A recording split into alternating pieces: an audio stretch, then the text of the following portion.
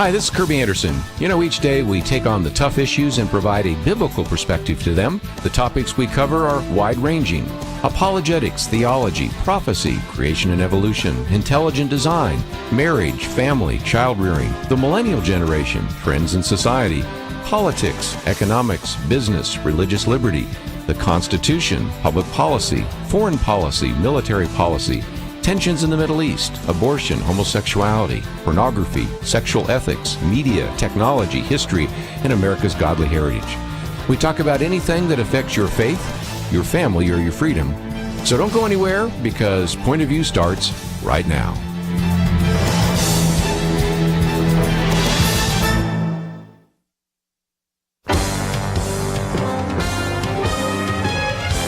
Across America, live. This is Point of View.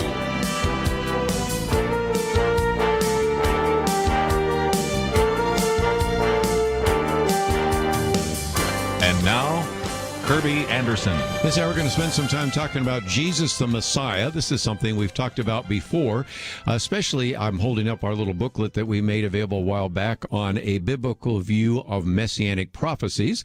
This is a good book to really begin to challenge your non-Christian friends, maybe your Jewish friends and others, about the lineage of the Messiah and prophecies fulfilled in Jesus. But more importantly, we're going to broaden that because there is a new book coming out later this month, Mysteries of the Messiah, Unveiling Divine Connections from Genesis to Today. It is written by Rabbi Jason Sobel. And as an individual that I think most of us are Gentile, and we sometimes are not looking at the Old or New Testament with a Jewish lens, we can benefit a great deal from individuals that can help us maybe uncover some of the hidden gems in Scripture. Rabbi Jason is the founder of Fusion Global, which is a ministry seeking to bring people into a full inheritance of their faith, connecting both the old and new. He was raised in a Jewish home, and I want to have him tell a little bit of his story as well.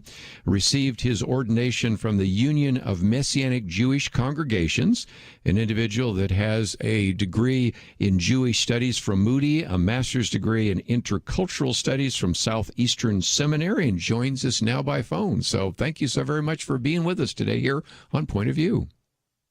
Shalom, shalom. Thank you so much for having me. I'm excited to be with you.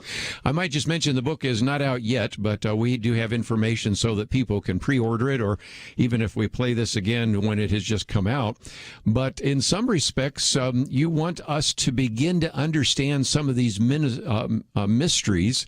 Some of those have to do with numbers, which was very striking in the early part of your book, because whether you look at Hebrew, especially, or even Greek, sometimes numbers are important, and we certainly have recognized that. And so in some respects, you're going to help us understand who the Messiah was, how that was instrumental in your own conversion, and how we can begin to make sense of some of these passages in Scripture that we just read over, but we don't understand there's a deeper meaning. So in some respects, that's why you wrote the book, isn't it? Absolutely. Part of our passion is to help people have that kind of road to Emmaus experience where Jesus showed how everything in the old and new connected, and people's hearts burned within them. And I'll never forget, 1 year before the Super Bowl, I went out and bought a high-definition television, watched the whole game. I'm like, oh, this isn't so great. And then I had a realization at the end of the game as I'm flipping through the channels, and I realized that the higher channels are the high-definition channels. I watched the whole game in standard definition. But when I saw it in high definition, I'm like, wow, it does make a difference. And when the old and the new connect, it helps us to see it in high definition. And the sad reality is, Rabbi Jason, is that we find that most of our listeners probably have read a lot of the New Testament, probably don't dip into the Old Testament unless forced to by maybe a read through the Bible plan or a pastor that focuses some time and attention. But I don't even understand how you could make sense out of the book of Hebrews or some of the statements that Jesus says even in the Gospels without having a deeper understanding of the Old Testament.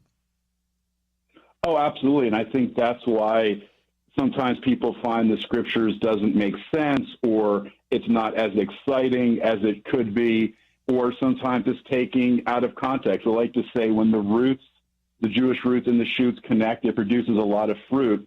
But when the shoots, the New Testament, isn't connected to the roots, the Old Testament, you get a lot of strange fruit. And we see a lot of that in the church. For sure. I'm going to give all of you a chance to ask some questions a little bit later in the hour, but let's focus on 5 areas. Matter of fact, right now, if you got something to write with, you might number 1 to 5. 5 major areas that you have said reveal key clues about the Messiah. Number 1 is his humanity. Number 2 was his ethnicity and tribal identity. Number 3 was his royalty. Number 4, of course, his virgin birth and divinity. And number 5, his suffering and rejection. And I thought we might work through each one of those because it's sort of the foundation for the rest of what you have. And the first one is this idea of the Messiah's humanity. Can you speak to that? Yeah, absolutely. I mean, the first messianic prophecy in the Bible is connected in Genesis 3:15. Man and woman eat from the tree of the knowledge of good and evil. The fall occurs. God comes down and pronounces judgment. In the midst of that, there is still hope. He says, I will put enmity between you and the woman, between your seed and her seed, and he will bruise you on the head and you will bruise him on the heel. And so this idea is the first messianic prophecy is that the Messiah has to come from the seed of the woman, and he's going to be the second Adam, which is so significant, especially at this season, because a lot of times Christians don't even think about it. Why did Jesus have to die on a cross? Well, how did sin enter the world? Man stole from the tree, so God puts back on the tree for you and me to make atonement for the sin of the first man and woman. So Messiah had to be born of a woman, had to be a human being, come in flesh and blood. And what's interesting is even the phrase seed of the woman, because women don't have seed in the Bible. It's the seed of Abraham. It's the seed of David. But it's actually alluding to something unique and special about this birth. And really, Genesis 3:15 about the seed of the woman is raising a question that the entire rest of the Bible is going to answer. Who is this seed of the woman, this promised one that's going to defeat the serpent and restore Eden to the world? We'll get to that one in just a minute. But the first one, of course, is the Messiah's humanity. The second one, the Messiah's ethnicity and tribal identity. That's very key as well, isn't it? And again, that's where a Jewish perspective or a Jewish lens helps us understand some of that. Absolutely. I mean, the Messiah, again, this whole question of who is this Messiah going to be? How is he going to descend? And God makes a covenant with Abraham. God then extends that covenant to Isaac and to Jacob. So the Messiah has to come through Abraham, Isaac, and Jacob. He has to be Jewish. But the question is, Jacob has 12 sons. What tribe does he come from within the 12 sons? Genesis 49 is a key messianic prophecy. It says, the scepter shall not depart from Judah, nor the ruler's staff from between his feet until Shiloh. And Shiloh is understood universally in Jewish thought as the Messiah. It's interesting, talking about the numbers, that Shiloh has a numerical value of 345, which is the same numerical value of the name of God Almighty, El Shaddai, and also the name of God, Hashem. So the Messiah is going to be known as Shiloh 335, but it's going to be the incarnation of El Shaddai 345 and Hashem 345, the name of God. And he's a name above every name. Again, some of those numerical things we'll get back into in just a minute. Let me mention again that one of the things we've made available in the past is this one on Messianic prophecy, and you've already heard a couple mentioned. But when we come back from the break, we will get into a couple of others. We've already talked about, of course, this very important issue of the Messiah's humanity, Messiah's ethnicity and tribal identity. When we come back, we'll talk about Messiah's royalty, because that gets us to King David, Messiah's virgin birth, and then we will finally get to the issue of the Messiah's suffering and rejection. Then we're going to kind of work our way through Genesis all the way to Revelation if we can, and we will skip a lot, but I think you will find all of that in this new book as it's coming out. Rabbi Jason Sobel with us. Mysteries of the Messiah, Unveiling Divine Connections from Genesis to Today. We'll continue our conversation with him right after these important messages.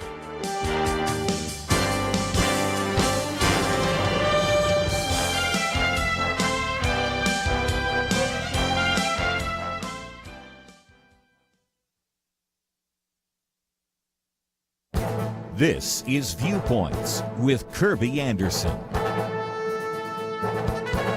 Boys are in crisis. That should be obvious, but Dr. Warren Farrell still had to spend his first 6 chapters documenting it. He was on my radio program to talk about the book, The Boy Crisis, that he wrote with Dr. John Gray. First, there is the crisis of our son's mental health. For example, the increase in the suicide rate among white males led to as many white male deaths as were lost to AIDS. The rate of mass shootings has increased significantly, and they're done by boys. Our daughters live in the same homes, have the same access to guns, video games, and the media. They're not killing. Our sons are. Second is the crisis of our sons' economic health. They are entering into an economy different from their grandparents that has moved from muscle to mental, or to put it another way, from muscle to microchip. The median annual earnings of boys has dropped significantly.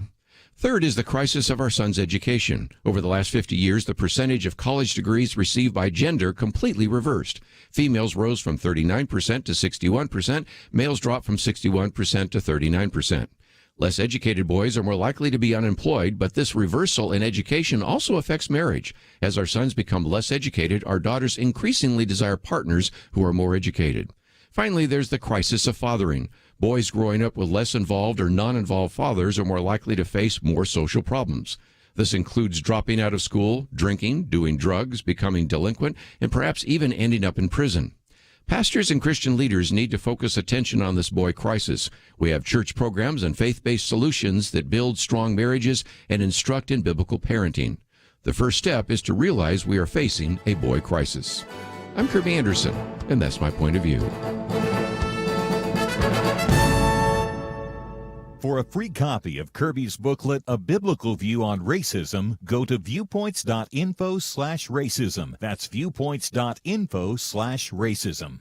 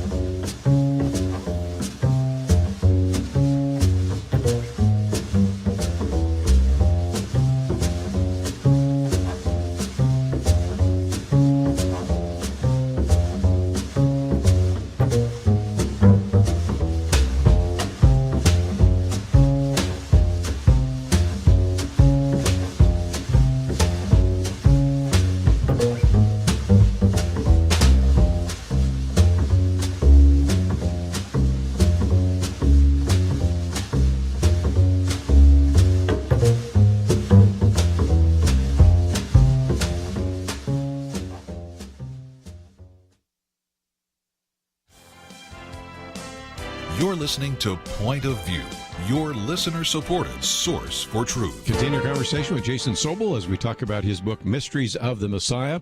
We've talked about the Messiah's humanity, the Messiah's ethnicity and tribal identity. But Jason, I thought we might talk about the Messiah's royalty, because he obviously also is the son of David. And that significance is very important, especially even in the Jewish culture, wasn't it? Oh, absolutely. That's why when Jesus comes into the Jerusalem, they yell out, Ben David, son of David. The Messiah has to be the son of David. That's why the genealogy in Matthew and Luke traces him back and connects him to David, which also connects back to the last passage we looked at in Genesis 49, because the Messiah has to come from the tribe of Judah. And in the tribe of Judah, there's a very particular family that God chooses, and that's ultimately David's family. And God makes a covenant with David known as the Davidic covenant. So anyone who claims to be the Messiah has to be able to prove that he is a son of David, a direct descendant of David, which is significant. And one of the interesting things there is that one of the names for this descendant of David we read about in both in Isaiah chapter 11, we read about it. It says, a branch will spring forth from the root of Jesse. Mm-hmm. And so it describes this messianic son of David as the netzer, the branch. And that's actually the background of a passage in the New Testament that says, and he will be called a Nazarene, meaning Jesus will be called a Nazarene, that he had to be in Nazareth, which has perplexed some scholars, saying, well, there's no passage that says Messiah has to be a Nazarene. Well, if you understand that Nazareth comes from the word Neser, which means olive branch. Him being born in Bethlehem, the place that means the olive branch, was the fulfillment of several passages in Isaiah that talk about him being the olive branch that springs forth from the dead, seemingly dead shoot of this house of David. Again, one of the mysteries that is unfolding and developed in this particular book, Mysteries of the Messiah. Okay, we've talked, of course, about the Messiah's royalty. Let's now, if we can, go to Isaiah 7, the Messiah's virgin birth and divinity, because, again, that is a very important passage and one that, again, relates to some of these messianic prophecies and, if you will, the job description, as you call it, of the Messiah. Yeah, and I think it's important to understand this idea of the job description, and I know that it was significant for me when I came to know the Messiah. You know, if someone claims to be the Messiah, what passages do they have to fulfill according to the Hebrew Scriptures? And one of those is, as you mentioned, Isaiah 7:14, behold, a virgin will conceive, and when she's giving birth to a son, she will call his name Emmanuel. And the really interesting thing about that, as we said, it connects back to Genesis 3:15, this idea of the seed of the woman, and women didn't have seed. But the interesting thing is when you look at Isaiah 7 in the greater context of God's promise into Isaiah 9, chapter 5, Isaiah chapter 9, verses 5 and 6, because there's a lot of people, especially rabbis, that would dispute, oh, it's not really talking about a virgin birth. But there's actually the mystery of the Hebrew letter mem in the text here, because it says in Isaiah 9, for us a child is born, a son is given, and the government will rest upon his shoulders, and his name will be called Wonderful Counselor, Mighty God, my Father of Eternity, Prince of Peace, and of the increase of his government there shall be no end, and he will sit on the throne of David. The interesting thing in Hebrew, it says, and of the increase of his government. In Hebrew, there's two ways to write the letter M, which is mem in Hebrew. One is the open mem, which you can use anywhere in the sentence except at the very end of the word. And that's called the closed mem at the end of the word. The interesting thing is that in this passage, it uses the closed mem at the beginning of the word, breaks the grammatical Hebrew grammar. Why is this? Because the mem in Hebrew is understood as a womb. So an open mem is an open womb. A closed mem is a closed womb. The mystery in this passage that this one who is going to be called Wonderful Counselor, Prince of Peace, is going to be born of a woman who is going to have a closed womb. And obviously a virgin is someone whose womb has never been opened. And again, you go into that for about a page or so. So if that went too fast or you would like to know more, it is, of course, in that section of the book. But I thought we'd take the fifth one as well, and that is the Messiah's suffering and rejection, because that takes us to a passage we oftentimes quote in Isaiah 53. And a very significant passage as well in terms of, as you said, the job description of the Messiah. Yeah, absolutely. I mean, Isaiah 53 was a passage that God used in my life, probably in the lives of many Jewish people, maybe more than any other messianic prophecy. In fact, I had a friend who called me on the phone. He said, Jason, do you think you could tell the difference between the Old and the New Testament? And I said, sure. And he read me this passage. He was bruised for our transgressions. He was crushed for our iniquities.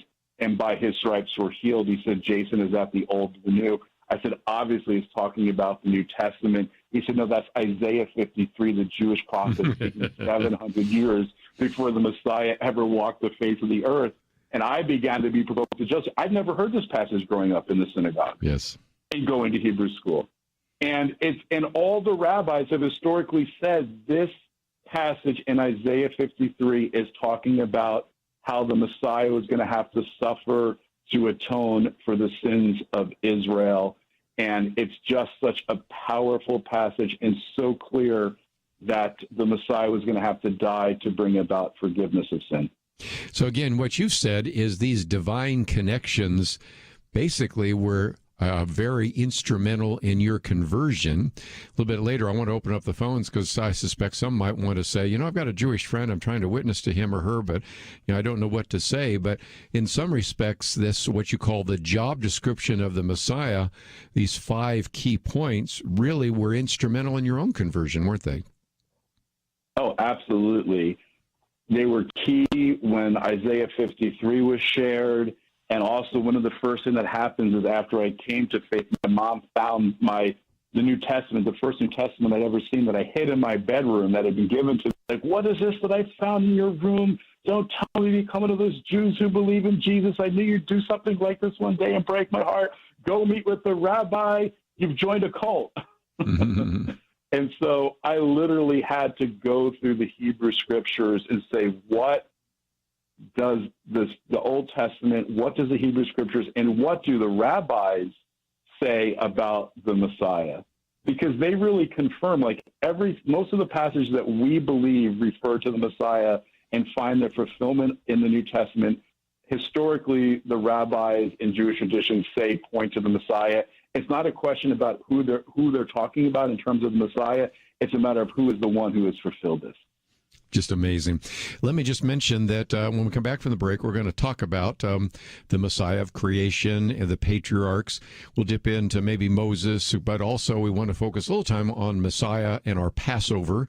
And there are so many other sections here on the miracles, the Messiah and the Pentecost, the Messiah in the desert, the Messiah and the love story of Ruth and Boaz, of course, the Messiah and the son of David. There's so much great material. But if you find yourself saying, I'd like to get a copy of the book, I would imagine you should be able to find it in your local bookstore. It's published by W Publishing Group, which is part of Thomas Nelson, and you should eventually be able to find it there. But, of course, it's just coming out right now. But also you can go directly to fusionglobal.org. We have that link on the website. And if you go there, you can pre-order the book, and that would be an opportunity. As you go there, you can also see that there is a free weekly scripture study. There's a way that you can learn from Rabbi Jason, experience Israel. We've done tours to Israel and have another one coming up as well. So there are some ways in which you can take this material and benefit from that. Also some material about the chosen, which we've talked about before. So all sorts of great resources that we have on our website at pointofview.net. And if you find yourself saying, well, I'd really like to know a little bit more about this, and maybe this would be a book that would be helpful to you to really have a deeper understanding of Scripture, that would certainly be the case.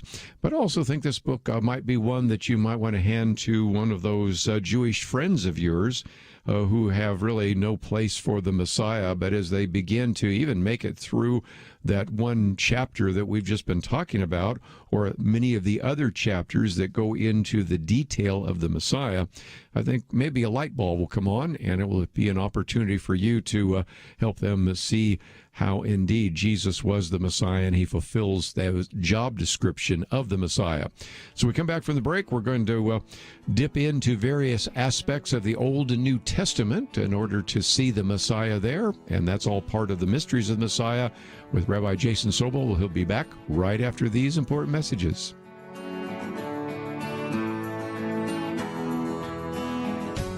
Sometimes I think about seeds. You ever stop to consider that some seeds become entire trees and some trees grow up and produce fruit? Other seeds become or vines that bring us vegetables or berries. And some trees don't have fruit, but they're just pretty, especially in some parts of the country when it comes to the fall colors. Yes, sometimes my mind goes off like that.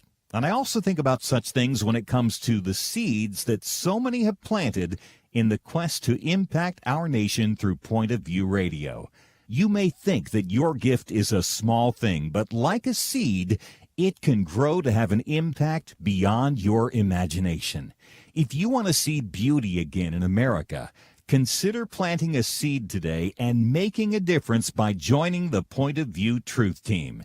Get the details today, right now, by visiting pointofview.net/team or call us at 1-800-347-5151. Plant a seed for a great future. Cultivate truth. Pointofview.net/team and 800-347-5150. Point of View will continue after this.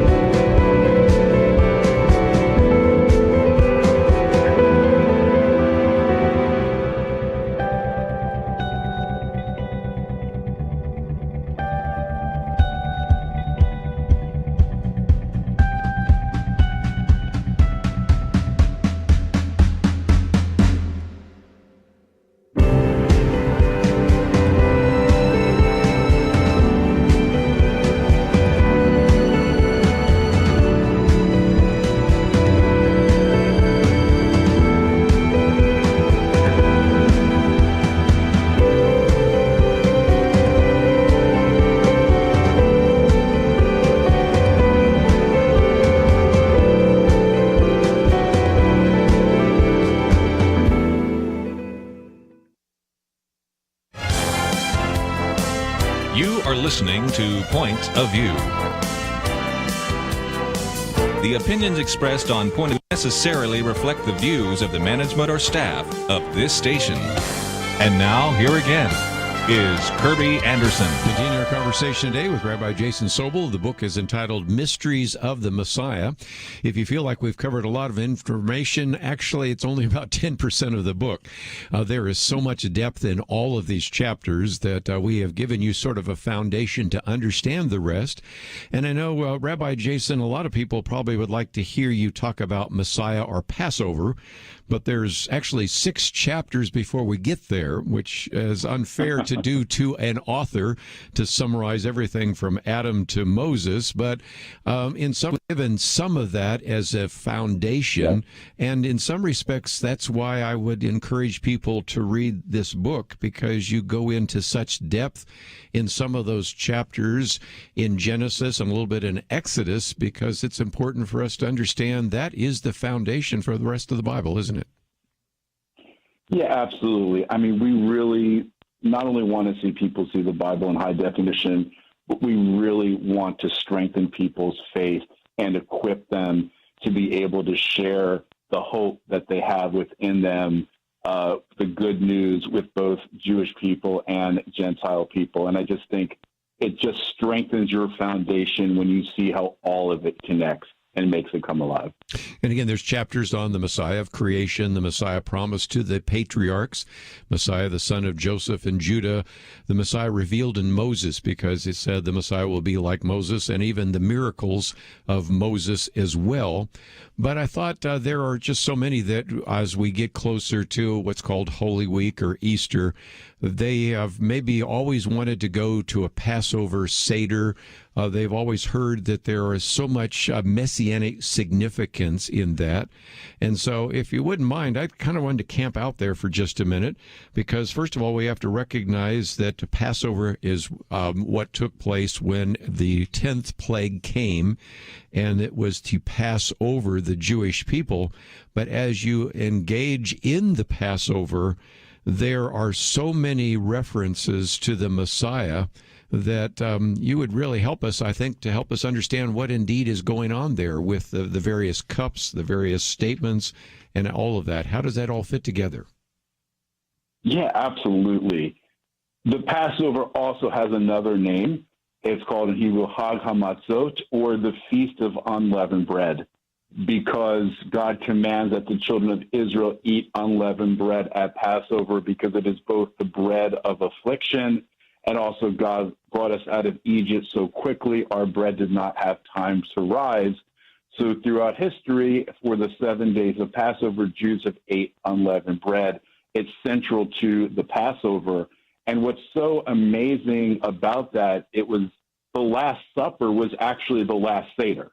It was actually a Passover Seder. And you can't really understand the Last Supper without understanding the Seder. And one of the key elements that Yeshua, Jesus, raised was the unleavened bread. And he broke it and said, "This is my body." And it's so amazing because when you look at the physical characteristics of the matzah, it is without leaven. Leaven in the Bible is symbolic of sin. Beware of the leaven of the Pharisees. Even the rabbis say leaven on a spiritual level symbolizes sin. So the bread is sinless. Also, the bread is pierced, striped, bruised, and broken. This is Isaiah 53, pierced for our transgressions, crushed for our iniquities. By his stripes we're healed. But of course, there is more. In a traditional Seder, 3 pieces of matzah are wrapped in a bag called a matzah, and the middle piece of matzah is broken, wrapped in a white linen napkin, hidden, and at the end is brought back to be the last thing we eat at the end of the meal. And the Jewish people are like, why 3 pieces of matzah? When there's 3 Jewish people, there's 6 opinions, right? There's a lot of, we like to debate. And so one reason that's given is it refers to Abraham, Isaac, and Jacob. Well, that's interesting because Isaac is the second patriarch, and he's the one put on the altar, and actually a picture of the Messiah that we talk about in Mysteries of the Messiah. But ultimately, why 3 pieces of matzah? I believe Father, Son, and Holy Spirit. And the second piece of matzah is broken because it is the Son, the second person of the Godhead, the one who is broken for our sin, pierced, striped, bruised, broken, wrapped in linen, buried, and just like the matzah is brought back at the end. What an awesome picture of his death, burial, and resurrection. Let's talk about then the Passover ram or the lamb. And, of course, I also mentioned the 4 cups, because those are all significant too, aren't they? Absolutely. God says that he would pass over the homes of the children of Israel in Egypt, and death would not come as long as he saw the blood placed upon the doorposts of the home of the children of Israel in Egypt. One of the amazing things about that is that they were to let some of the blood go into the basin of the house, apply some to the top and to the 2 sides of the doorpost. So actually the blood, the way it was placed on the doorpost of the house, actually formed a cross on the homes to mark it and protect it. What's even more amazing, because there's more there, is that in ancient Hebrew, the last letter of the Hebrew alphabet, the letter Tav, was written in the shape of a cross, and the letter Tav is the seal of truth. So the cross is actually a Jewish symbol that was used to mark the homes in Egypt and actually corresponds to the Hebrew letter. He is the Aleph in the top, the first and the last, the beginning and the end. But as you said, also, besides the matzah, another key element of the Passover is the 4 cups. So we remember the blood of the Passover lamb in part by drinking these 4 cups of grape juice or wine at the Passover Seder. And the question is, why are there 4 cups? And part of it goes all the way back to the fall in the Garden of Eden, because when we fell, we broke the connection between heaven and earth, and there was actually 4 aspects of exile. There's spiritual exile, we're disconnected from God. There's emotional exile, we're disconnected from our identity, our feelings, and our emotion, our true selves, our identity. There is also relational exile, we're disconnected from other people. Cain rose up and killed Abel, and there's been problems with people ever since. And then there is physical exile. We all are going to die. There's sickness and death in the world. And those 4 cups point to the fact that the Messiah was going to come to undo all 4 aspects of exile. And on the cross, Jesus dealt with all of those different aspects of exile. He died to undo physical exile on the cross. He cried out, my God, why have you forsaken me?" which was dealing with the emotional aspects of exile. Then there's 3 hours of darkness on the cross, right, because of the 9th plague of the 3 days of darkness in Egypt. He turns to the thief on the cross, says, "Father, forgive them. Today they know not what they do." And he says, "Today you'll be with me in paradise." He's dealing with the relational aspects. And then he has a crown on his head. Why a crown of thorns on his head? Because what's the physical sign of creation? The ground will produce thorns and thistles. He's literally taken the curse of creation on his head to reverse it and restore the blessing, which also connects when God speaks to Moses. God speaks to Moses in the burning. Actually, in Hebrew, it doesn't say burning bush, it says burning thorn bush. So just like God appeared in the thorn bush, God, in the person of Jesus, takes the crown of thorns on his head in order to redeem us. And so these 4 cups, and especially the 3rd cup, which is known as the cup of redemption, connects to the sprinkling of the blood on the doorpost of the home, is what Jesus raised and blessed and said, "This is my blood poured out for you for the forgiveness of sins."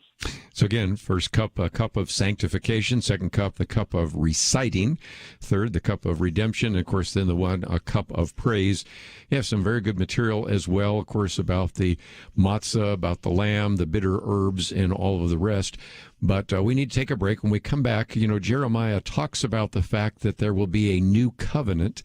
And so I thought we might at least dip into the chapter on Messiah and Pentecost, something, again, that might uncover cover some of these mysteries and the significance of some of this that so often we miss because we don't necessarily always look at the scriptures from a Jewish lens. And so this is part of the book called The Mysteries of the Messiah. We have only been dipping into a few of the chapters, but it is a book that is coming out. You should be able to find it in your local bookstore, but we have a link to fusionglobal.org. That's where you can book, which will be out later.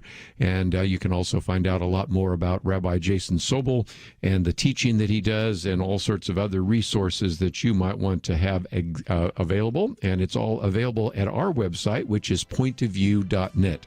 We'll come back and briefly talk about the Messiah and Pentecost and maybe get some thoughts on how to share the gospel with your Jewish friends and neighbors. We'll talk about that right after this.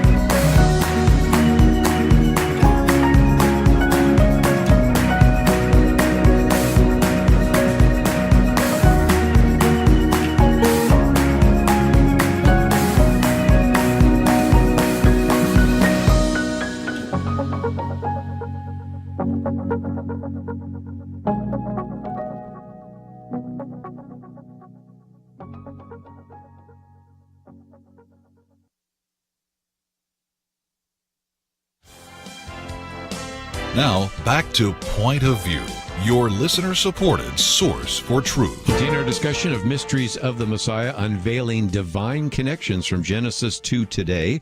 It is published by W Publishing, which is an imprint of Thomas Nelson. And I thought, especially since Rabbi Jason, you love to talk about the connection between the old and the new, you point out that oftentimes Christians think Pentecost is something that God used to birth the church, and it's really only a New Testament event, but is a highly anticipated Jewish holiday, first celebrated by Israel 50 years after leaving Egypt. And so this particular chapter pulls together both the Old and the New Testament as you talk about the Messiah and the Pentecost. Yeah, absolutely. I mean, Acts chapter 2, Christians are familiar with the church being birthed and the Holy Spirit being given on that day. But Pentecost has its roots in 50 days after leaving Egypt. God comes down on Mount Sinai and speaks the 10 Commandments to the Jewish people. And so it's so interesting because in the New Testament, you have the Holy Spirit given, and in the Hebrew scriptures, you have the foundation of the Word of God, the Old Testament, the 10 Commandments being given. So Word and Spirit come on exactly the same day. And I think part of the significance of that is that in the very beginning of creation, when there was chaos, God spoke and the Holy Spirit hovered over the deep. And so Word and Spirit is what birthed the original creation. And it takes Word and Spirit to the new creation in our life and to bring about regeneration and transformation, and with the indwelling and sanctifying work of the Holy Spirit. But of course, there is still even more there tied to this, which is this idea that God gave 10 commandments. Well, why 10? And how does this all tie together? What's interesting is that God spoke 10 times in creation. He brought 10 plagues on Egypt, and he gave 10 commandments at Mount Sinai. So 10 creation, 10 revelation, 10 redemption. Why is that significant? Is because when Pharaoh disobeyed God's word, it was literally the undoing of creation. God's word, our spiritual principle that's woven into the very fabric of creation. And when we break his word, there's literally an undoing of creation. And that's why spiritual truth and biblical truth is more important than ever. We see chaos in our world and chaos in our nation, just like they saw in Egypt, because just like there's natural laws, there are spiritual laws woven into the fabric of creation, and we need to understand those spiritual principles in order to see God's blessing and not experience his chaos. But the other thing I really like about this idea of Pentecost is the fact that God comes down, he speaks to them, Israelites, he gives them the first set of commandments, but then they commit the sin of the golden calf, and Moses comes down and he smashes those tablets and eventually has to go up and get a second set of tablets. Yes. And he comes down with those second set. And what's amazing about that is those two sets of tablets points to two incredible things. One, it points to the two comings of the Messiah. It alludes to the two comings of the Messiah. At the first coming, just like those first set of tablets, Messiah was broken because of our sin and idolatries. And literally, he was broken for our sins, just like those first set of tablets are broken. And it's interesting that in Jewish thought, Jewish tradition, those letters ascend back to heaven on the 40th day, back to God. And it's interesting, Jesus is the Word that's made flesh, and he ascends. The ascension happens on the 40th day, on the 50-day countdown to Passover, right? And then the second set of tablets, which is the whole set of tablets, refers to his second coming, when the Messiah will come and establish his kingdom on earth as it is in heaven, and every broken thing will be made whole, and the kingdom will be established on earth as it is in heaven. And it's just an amazing picture. There's more there, but part of the practical significance of this for our lives is that it teaches us that wholeness comes out of brokenness. Yes. And even in Jewish thought, that so good. God took the broken pieces of the first tablets and actually put it in the ark right along with the whole. So every time the ark would move, they'd hear the rumbling of those broken tablets. And God only uses broken things. God can take the broken things of our lives and make something whole out of it. We don't need to be ashamed of our brokenness. We give him the broken pieces and the broken dreams, and God can do something beautiful with it. You know, we really haven't had time for phone calls today, but I've seen some people saying, you know, that this has been very helpful or eye-opening, or they want to get a copy of the book and read it a little bit more, and that is certainly the case. So in the interest of time, let's talk about what is available on your website, because I suspect some people are going to want to go to, again, fusionglobal.org. They don't even have to remember that because we have a link on the website. But there is a place where you can actually find out a little bit more about your scripture study, learn from you, get some of the other videos, but also, of course, get a copy of this book as it is coming out later this month. But tell about what is available at the website, because I want to point people to that resource as well as this book. Yeah, absolutely. We have a number of free resources, which includes our weekly scripture study. As you said, every week we're walking people through the 5 books of the Hebrews, of the Old Testament, of the Torah, from Genesis to Exodus, showing how it points to the Messiah, connecting the numbers, really helping people go deeper. There's different video resources, other books that we've written on the biblical holidays, videos on all sorts of things. That's our passion, to connect the old and the new and to take people deeper. And that's why I'm really excited to be and honored to be here on this program with you, because I know that you are someone who loves to learn and to understand the deeper truths of God. And in Jewish thought, learning is the highest form of worship, because when we love someone, we should want to know everything there is about them. And continuing to learn about the one that we love just helps keep the relationship fresh and growing. And that's what I appreciate about you all and what you do, because you're always helping people go deeper and know more of who God is and how to approach the issues of our day. And we just try and do that from the Hebrew perspective. Well, again, the book is entitled Mysteries of the Messiah, Unveiling Divine Connections from Genesis to Today. Rabbi Jason Sobel has been with us, and it has been a delight. And so thank you so very much for writing the book, and thank you for giving us an hour today here on Point of View. Oh, shalom, shalom. It's so great having been here with you. Thank you so much for having us. Let me just mention that there are 12 chapters in the book. Realistically, we've dipped into 3 of them, so it gives you a little bit of an idea of how much additional content is there. As I mentioned before, it is published by W Publishing Group, which is an imprint of Thomas Nelson. Later this month, you should be able to find it in your local bookstore, but of course you can also go to fusionglobal.org and find out more about Rabbi Jason, the material that he has there.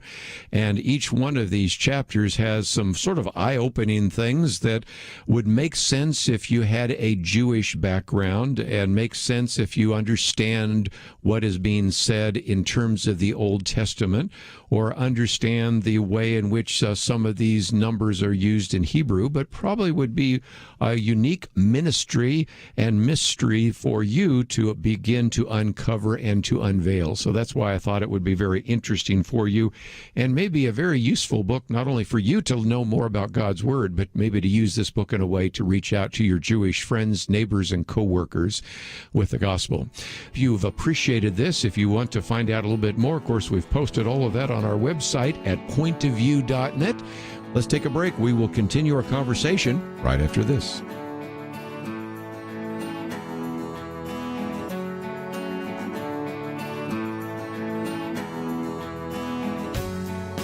Is religious freedom still a cornerstone of the Republic, or has it effectively been crushed by the forces of tolerance? America needs Christians to be informed and as unified as possible, applying God's wisdom to civic life.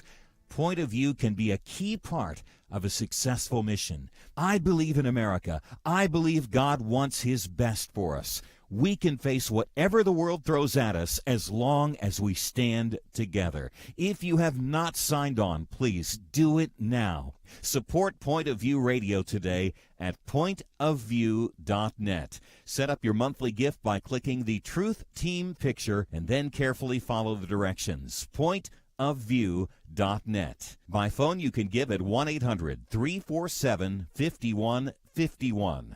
800-347-5151.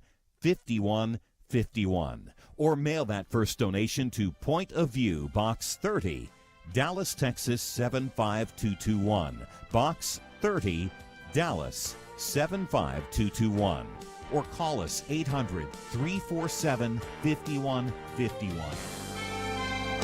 Point of View will continue after this.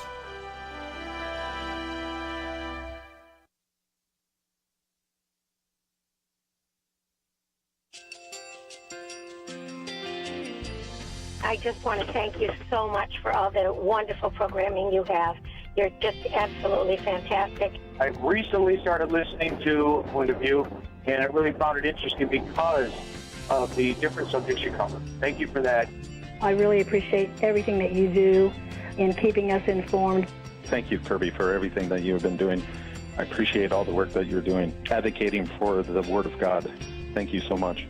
Point of View, I think, is absolutely necessary because it's a Christian perspective, a biblical worldview perspective, and receive very current, up-to-date information about what is really going on, week to week in our culture, which is changing so rapidly, and yet it's morally sliding backwards. Yeah, I'm just, first of all, I thank you guys. Y'all's program is wonderful, and enjoy it every day. I learn so much every time I listen to it. Point of View Radio Talk Show.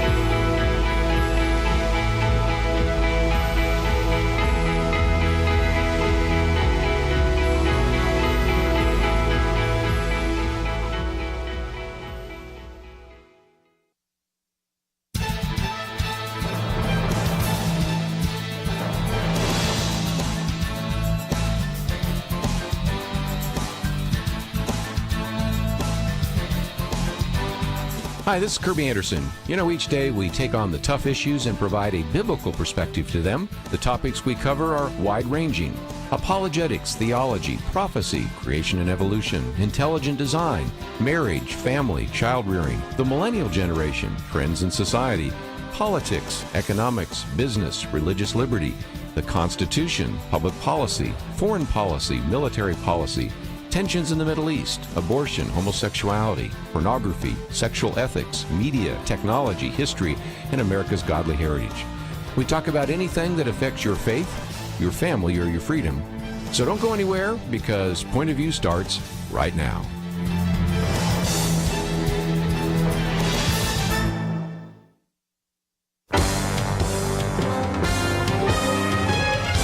Across America, live. This is Point of View.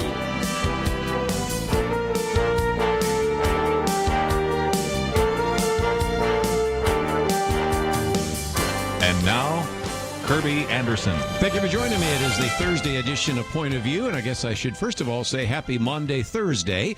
And if you say, I don't even know what Monday, Thursday is, well, that's why we have Google and Wikipedia, but I would imagine many of you do know the significance of this Thursday. But let's move on, because it's also April 1st. Now, we're not going to tell any April Fool's jokes, but I thought I'd at least use one that came from our friends at Empower, Texas. A thief stuck a knife in a man's rib and said, "Give me your money." The gentleman, shocked by the sudden attack, said, "You cannot do this. I'm a congressman." The thief replied, "In that case, give me my money back." And that's the only joke we'll use for today. But nevertheless, I also noticed that our good friend Jim Dennison points out that perhaps the most famous April Fool's joke happened some time ago, in which the BBC, as a prank, actually talked about a spaghetti harvest. The newscaster was talking about this area of Switzerland near the Italian border, where they had an exceptionally heavy spaghetti crop. And the camera cut to people picking spaghetti off of trees and bushes and then sitting down to eat their real homegrown spaghetti. Some of the viewers got the joke, but unfortunately others reported asking how they could grow spaghetti at home. And my favorite line in that is, unfortunately, these people are allowed to vote. So anyway, it is April 1st. It is Thursday. But most importantly, this first hour, I thought we might spend some time talking about reading good literature. And we are going to bring to the microphone once again Karen Swallow Pryor. I had a good books class that I took my senior year in high school. And every time we have her on, it makes me want to go back and read a few of the books I didn't get to in that class. And so we're going to spend some time with that. But let me just mention that next hour, we'll get back to issues in the news. We have fact-checking that's been taking place over the election law in Georgia. Just wanted to come back to that one more time, because there's all sorts of people now suggesting that some of the statements by the president and others are for Pinocchio, so you wanted to hear some of that. We'll talk about this vote on an infrastructure binge. Also, a religious liberty issue. Our people at First Liberty have been defending this Eagle Scout who put together this memorial, but because it had the name Christ, of course, got in all sorts of trouble there. And my action item today is about the Equality Act, so we'll get to that later. So those are articles that are on the website you can read. But let's, if we can, say that maybe during this Holy Week, during this Easter season, maybe during spring break, maybe during the summer, you might want to find one of these classic books and read, because you will learn so much from them. And so in order to kind of help us look at some of those, we go back to Dr. Karen Swallow Pryor, research professor for English and Christianity and Culture at Southeastern Baptist Theological Seminary. She's the author of a number of books, Booked on Reading Well. This whole series, which started with Sense and Sensibility, Heart of Darkness, we're going to talk today about Frankenstein and Jane Eyre. And I know, Karen, if nothing else, you live on a farm, and you know that you can't harvest spaghetti. So if nothing else, you bring a level of common sense that unfortunately some Americans apparently don't have. Well, I certainly hope so. It's good to be with you again, Kerby. Let's, if we can, talk about your series. I want to focus most of my time on Frankenstein and Jane Eyre, but this is an ongoing series that you are developing because you really want Christians to think about the value of reading some of this classical literature. And in some respects, especially, I may camp out a lot longer on Frankenstein, since we on this program talk about artificial intelligence, we talk about genetic engineering, we talk talk about transhumanism. We talk about robotics. There is a sense in which that book and novel really helps us start to think through some of the dangers of that, don't they? Absolutely. I mean, Frankenstein is such an amazing book on so many levels. It's great literature, great story, so well written, and I think the themes that it addresses are actually more timely now than even when it was written so long ago. You know, one of the things you say in the introduction, and I love that because you also have questions, is that really the story of the author is as gripping, if you will, as the novel itself. So tell us a bit more about Mary Shelley. Yeah, I mean, and of course, a lot of people who haven't read the novel and only know Frankenstein through sort of the, the pop culture versions of it might be really surprised at how deep and profound the novel is. And one thing that makes it so much more gripping is that Mary Shelley's life is reflected in many ways in this. She lived a very sad and tragic life marked by death, first with the death of her mother 10 days following her own birth as a result of childbirth, and then being married to a very roguish man, the poet Percy Shelley, who was unfaithful to her and unfaithful to other women in their lives, and then the loss of her own infant children, one after another. And so it's really no surprise that she would write a story about a creator who creates a creation that is a monster, and all kinds of, I don't want too many spoilers, but all kinds of death ensues as a result.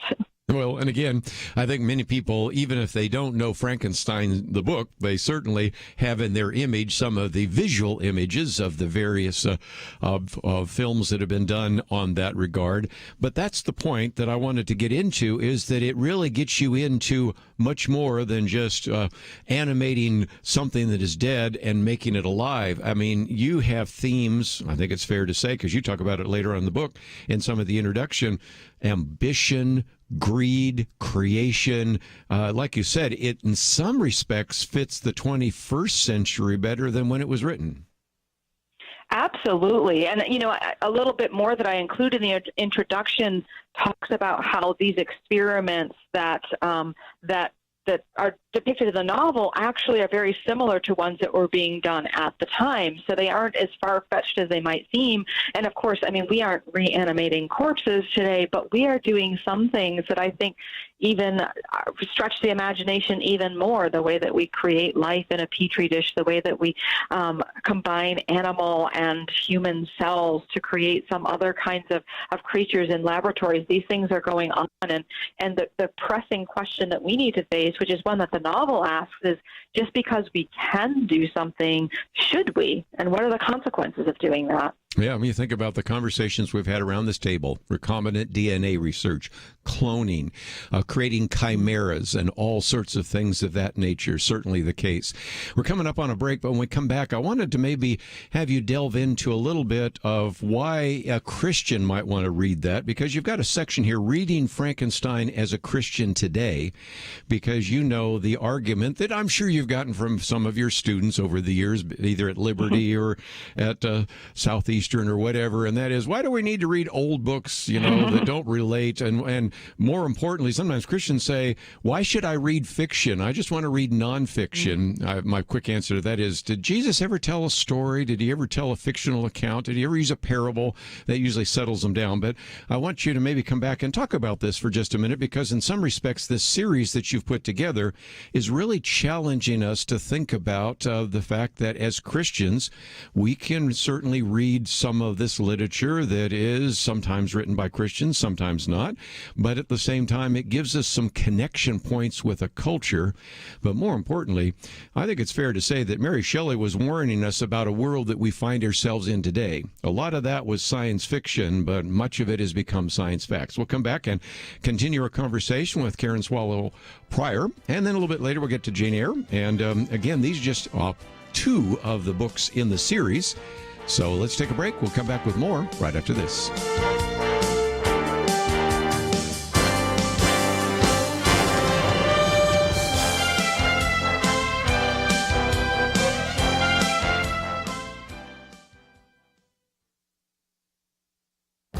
This is Viewpoints with Kerby Anderson. Boys are in crisis. That should be obvious, but Dr. Warren Farrell still had to spend his first 6 chapters documenting it. He was on my radio program to talk about the book, The Boy Crisis, that he wrote with Dr. John Gray. First, there is the crisis of our son's mental health. For example, the increase in the suicide rate among white males led to as many white male deaths as were lost to AIDS. The rate of mass shootings has increased significantly, and they're done by boys.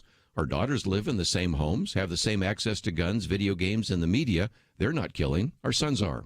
Second is the crisis of our sons' economic health. They are entering into an economy different from their grandparents that has moved from muscle to mental, or to put it another way, from muscle to microchip. The median annual earnings of boys has dropped significantly. Third is the crisis of our sons' education. Over the last 50 years, the percentage of college degrees received by gender completely reversed. Females rose from 39% to 61%. Males dropped from 61% to 39%. Less educated boys are more likely to be unemployed, but this reversal in education also affects marriage. As our sons become less educated, our daughters increasingly desire partners who are more educated. Finally, there's the crisis of fathering. Boys growing up with less involved or non-involved fathers are more likely to face more social problems. This includes dropping out of school, drinking, doing drugs, becoming delinquent, and perhaps even ending up in prison. Pastors and Christian leaders need to focus attention on this boy crisis. We have church programs and faith-based solutions that build strong marriages and instruct in biblical parenting. The first step is to realize we are facing a boy crisis. I'm Kerby Anderson, and that's my point of view. For a free copy of Kerby's booklet, A Biblical View on Racism, go to viewpoints.info/racism. That's viewpoints.info/racism.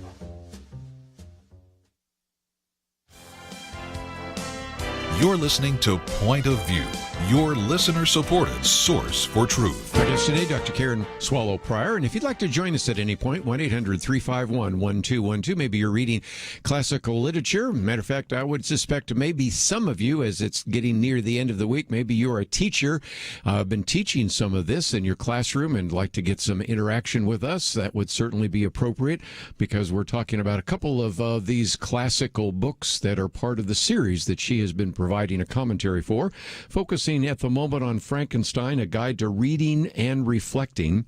And in your section there where you talk about Frankenstein as a Christian today, reading it, you point out, as I just mentioned a minute ago, there are all sorts of themes: creation, the creator, guilt, ambition, reason versus emotion, nature versus nurture, friendship, sexuality are timeless. So one of the reasons that Christians should be reading these classics is that they're timeless issues and they help us connect up with the broader culture, don't they?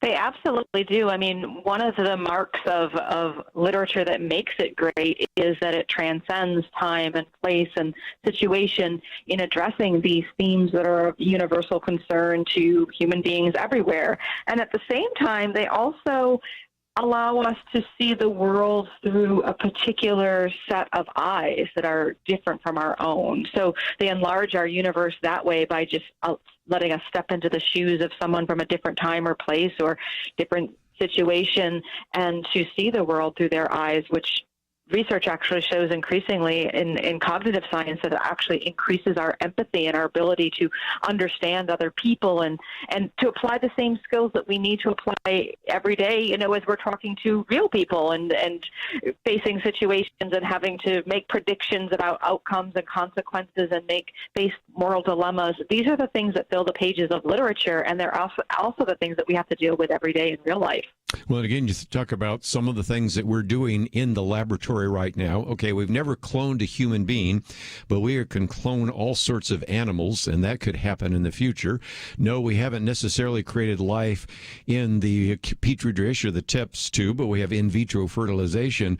So in some respects, this was actually something that provides a very prophetic warning to a world that is the world we find ourselves in right now, a world very different maybe that was more hypothetical back then with Mary Shelley, but it is, again, one of those kind of technological themes that, as you said, just because we can do something doesn't mean we should, and this is really, if nothing else, a moral tale about that, isn't it? It absolutely is, and interestingly enough, it's considered Frankenstein is considered one of the first, if not the first, work of science fiction, which of course is a huge genre right now because science fiction does deal with so many things that touch on the real questions that we're facing today. Well, and again, even though, as you point out, the issue of sex or sexuality isn't overt, it's sort of a subliminal theme in Frankenstein, isn't it?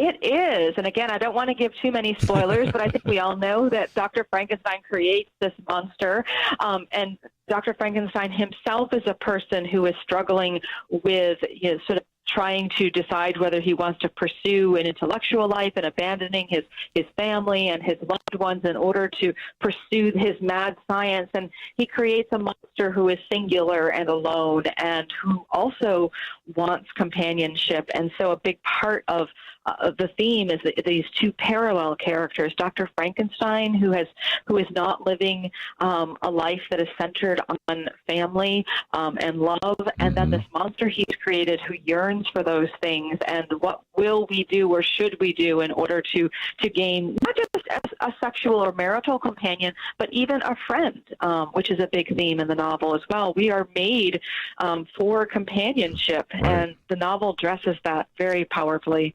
And again, I always like to ask at least one stupid question. So this is my stupid question, because we were talking about this off air. Who's the monster, Dr. Frankenstein or the monster? Because in some respects, you begin to understand some things about the attitudes of Dr. Frankenstein, don't you?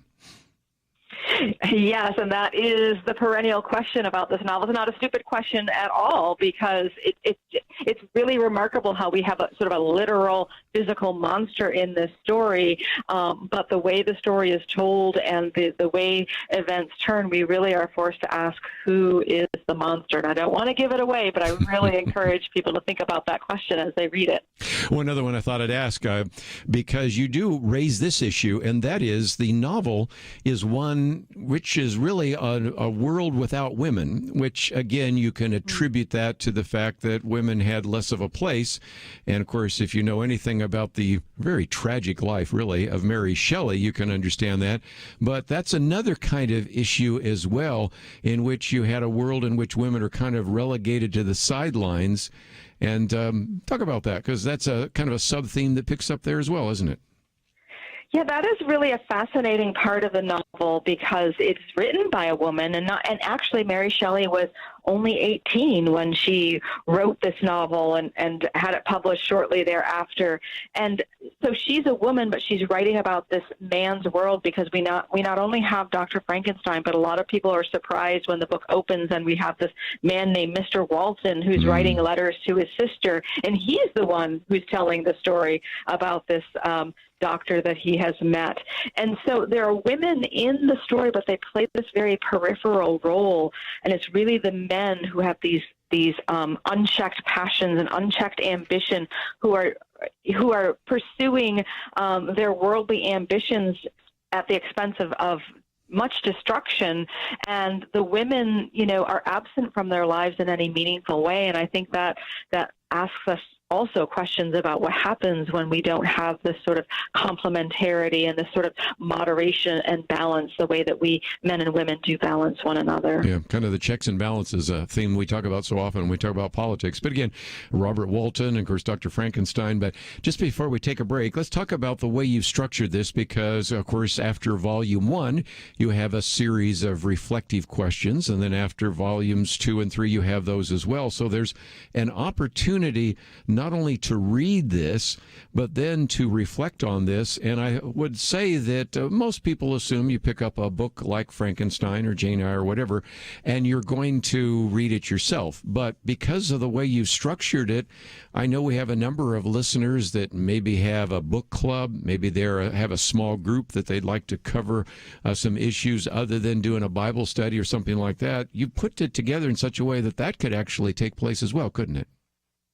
Yes, these books are perfect for a group discussion, a book club, even reading by yourself and just going through their questions. It's really like taking a class with me, with a book, just one book in your hand, because I know so many people didn't have the opportunity to study these books in a way that can bring out more of their artistry and their insights. And I didn't want to put spoilers in the introductions because I wanted people to really read them before reading the novel. And so as each section ends, I ask discussion questions to help readers kind of think about the things that have happened and to point them toward the things that we might notice as we develop literary skills reading great works of literature. And again, for most of us, we did not go to a Christian school or we're not homeschooled. And so in some respects, even if we did study some of these books, we never had kind of the Christian perspective on that. And that's certainly one thing that you have brought to the various classes and in these books. So let's take a break. And when we come back, we're going to get into another guide to reading and reflecting. But I did want to mention that we did have an action item for you today. We've mentioned it before, but we think it's perhaps very significant, and that is the issue of the Equality Act. This is something that has passed the House of Representatives and now is in the United States Senate. And back then it had one number. We have a different number on it now, so you can follow all of that on the website at pointofview.net. There is a middle section that goes into some of the concerns in a more significant way. And there are some great material that I will probably cover in the next hour that goes into this. A good piece by Ann Paulk, who's been on the program with us before, on how the Equality Act poses unequaled threat to freedom. We, of course, talked about that with some of our religious liberty people and the rest. And, of course, just even the impact that it would have on a variety of others. You've had even people that have identified themselves as feminist upset about some of the things in the Equality Act. So if you have already heard enough to want to express your opinion to your United States senators, I would encourage you to go to the website, which is pointofview.net.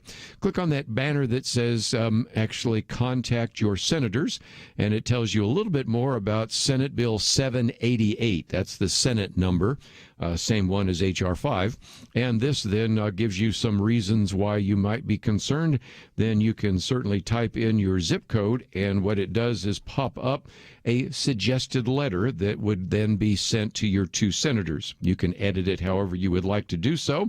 If you've done this before, it'll also pop up your address. If not, you enter that in, and we've made it very easy for you to contact your two senators about the Equality Act.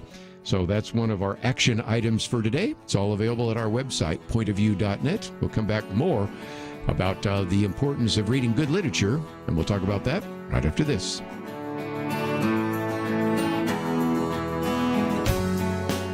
We live in a digital generation.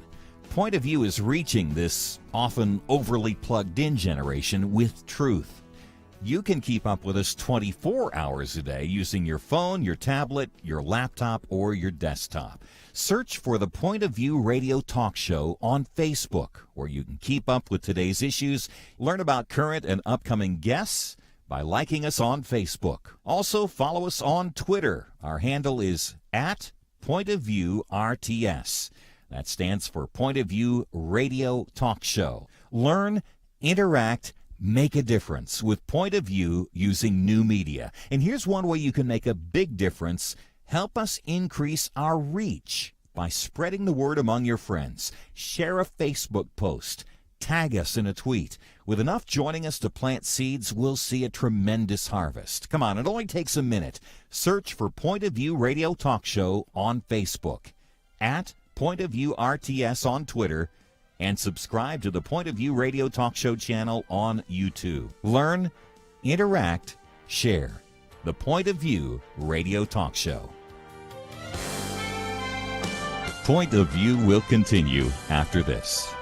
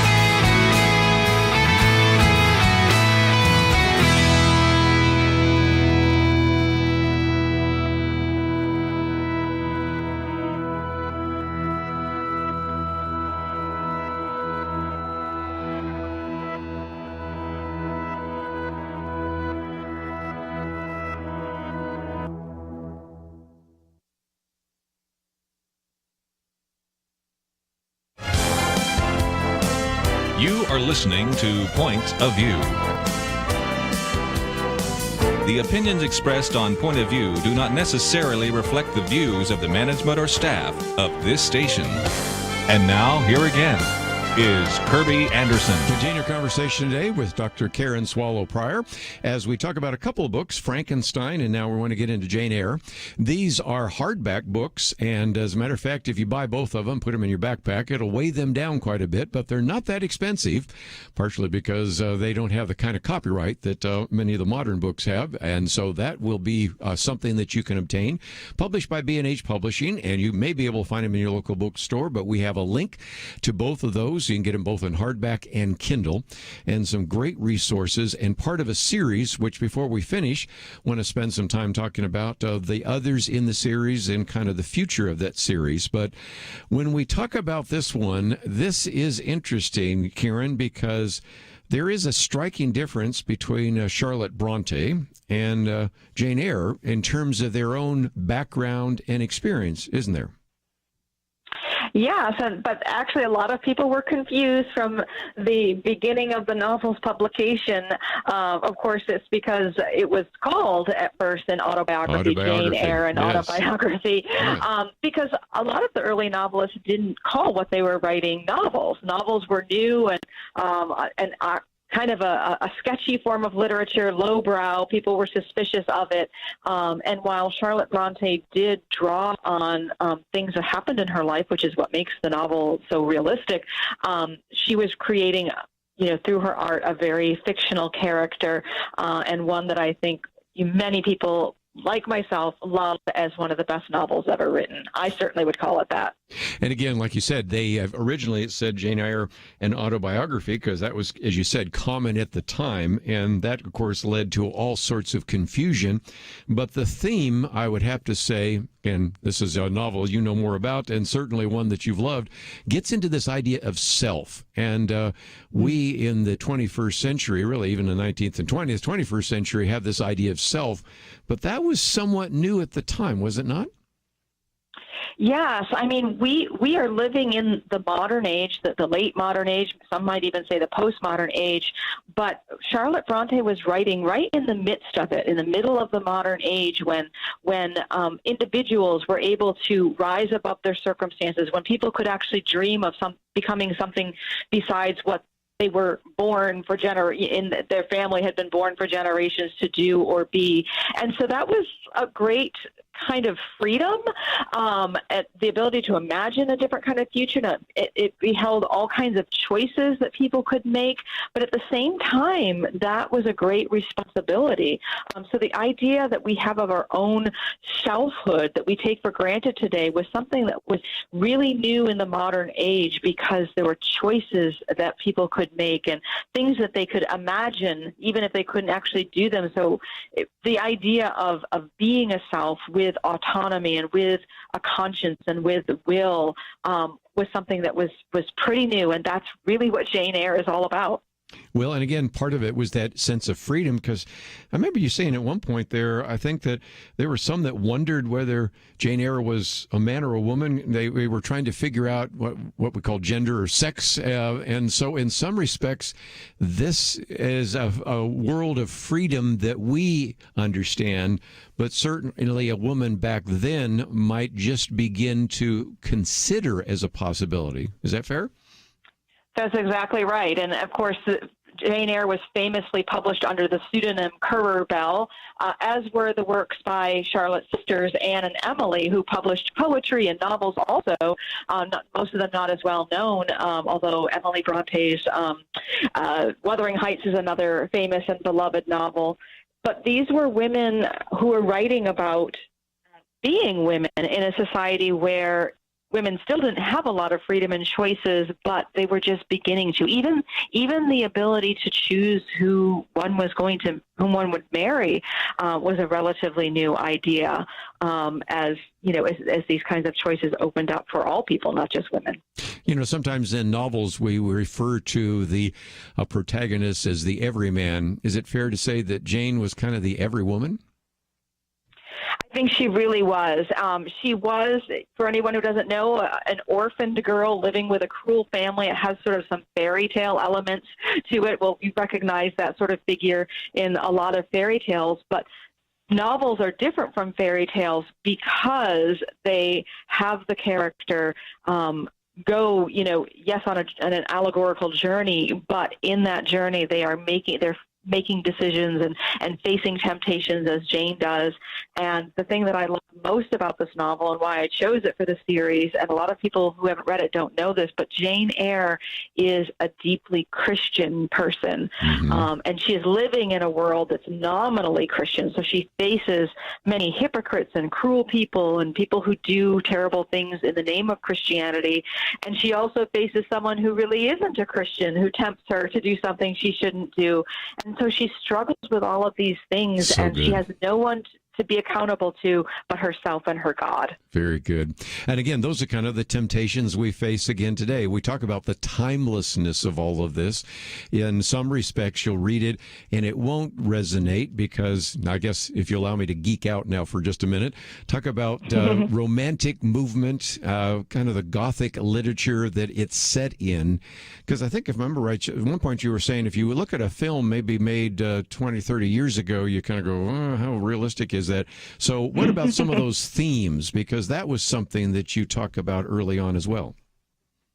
Yeah, there are some romantic, capital R romantic and small r romantic elements of the novel. Some looming sort of scary mansions and some fires and some calling voices and things that we wouldn't think of as being realistic. They might seem a little bit over the top, taken out of context. But when you read the novel and you hear about these events in the voice of Jane, it's a first-person narration that just sort of pulls you in because she sounds like a real person that you are talking to. Those Gothic or romantic elements don't seem quite as melodramatic as they might otherwise. And I think that's the real success of the novel. We can talk about some of the themes. Of course, you write about that as well. One we've sort of alluded to, but I thought we might develop it, this idea of freedom, but also responsibility, because in some respects you have, if you will, the autonomous self. You have this choice, but you also, with that idea of freedom, something which we take for granted today, also have freedom and responsibility. And that's certainly one of the themes in the novel, isn't it? It is. And Kerby, I just want to say I love being on your show because there aren't very many radio programs that talk about the autonomy of the self, but you are one of them where we can talk about this topic, so thank you. And yes, this character, it's important that she's an orphan girl who has no family, because that means that she can do anything. No, she's not accountable to anyone, as I said before. She has no one who cares about her.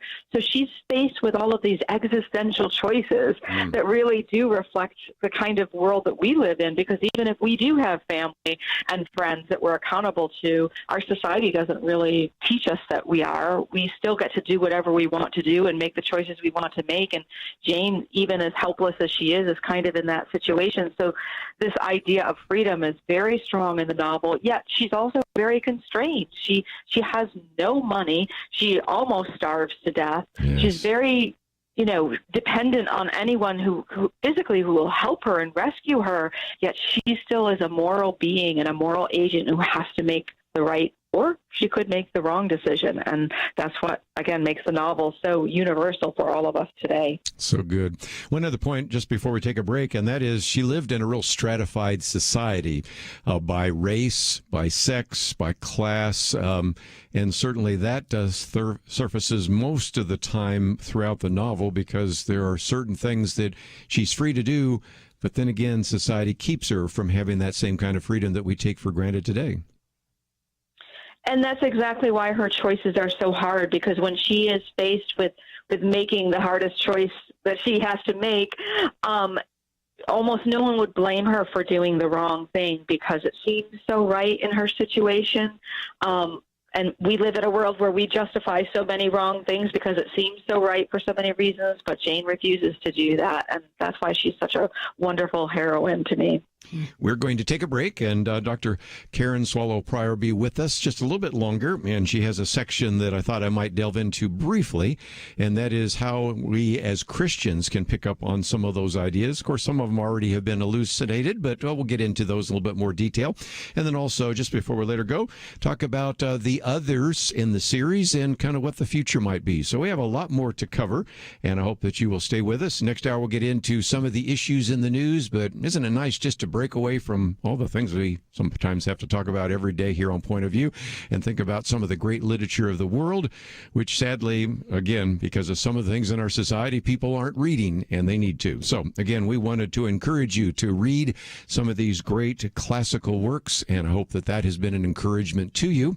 And if you find yourself saying, I'd like to know a little bit more about Karen Swallow Prior, we have a link to her website and all sorts of information about her. And of course, we have a link to these books in case you'd like to get them as well. Let's take a break. We'll come back with more right after this.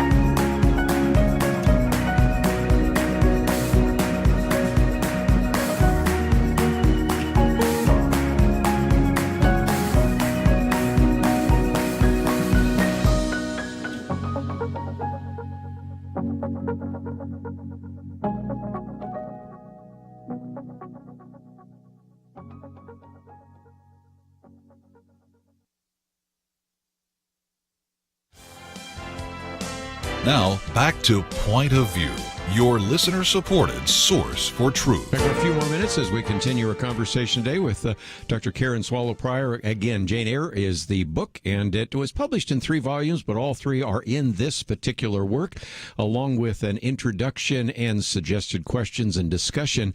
And one of the things that you talk about, Karen, is the idea that in some respects, Jane is having to live as a Christian to try to be faithful in a nominally Christian society. Well, if that doesn't describe the world we find ourselves in today, matter of fact, I'm not so sure sometimes even how nominally Christian our society is. In some respects, there are some great vicarious lessons we can learn from her, can't we? Absolutely. Again, just like Frankenstein, Jane Eyre seems like it's more timely today even than when it was written.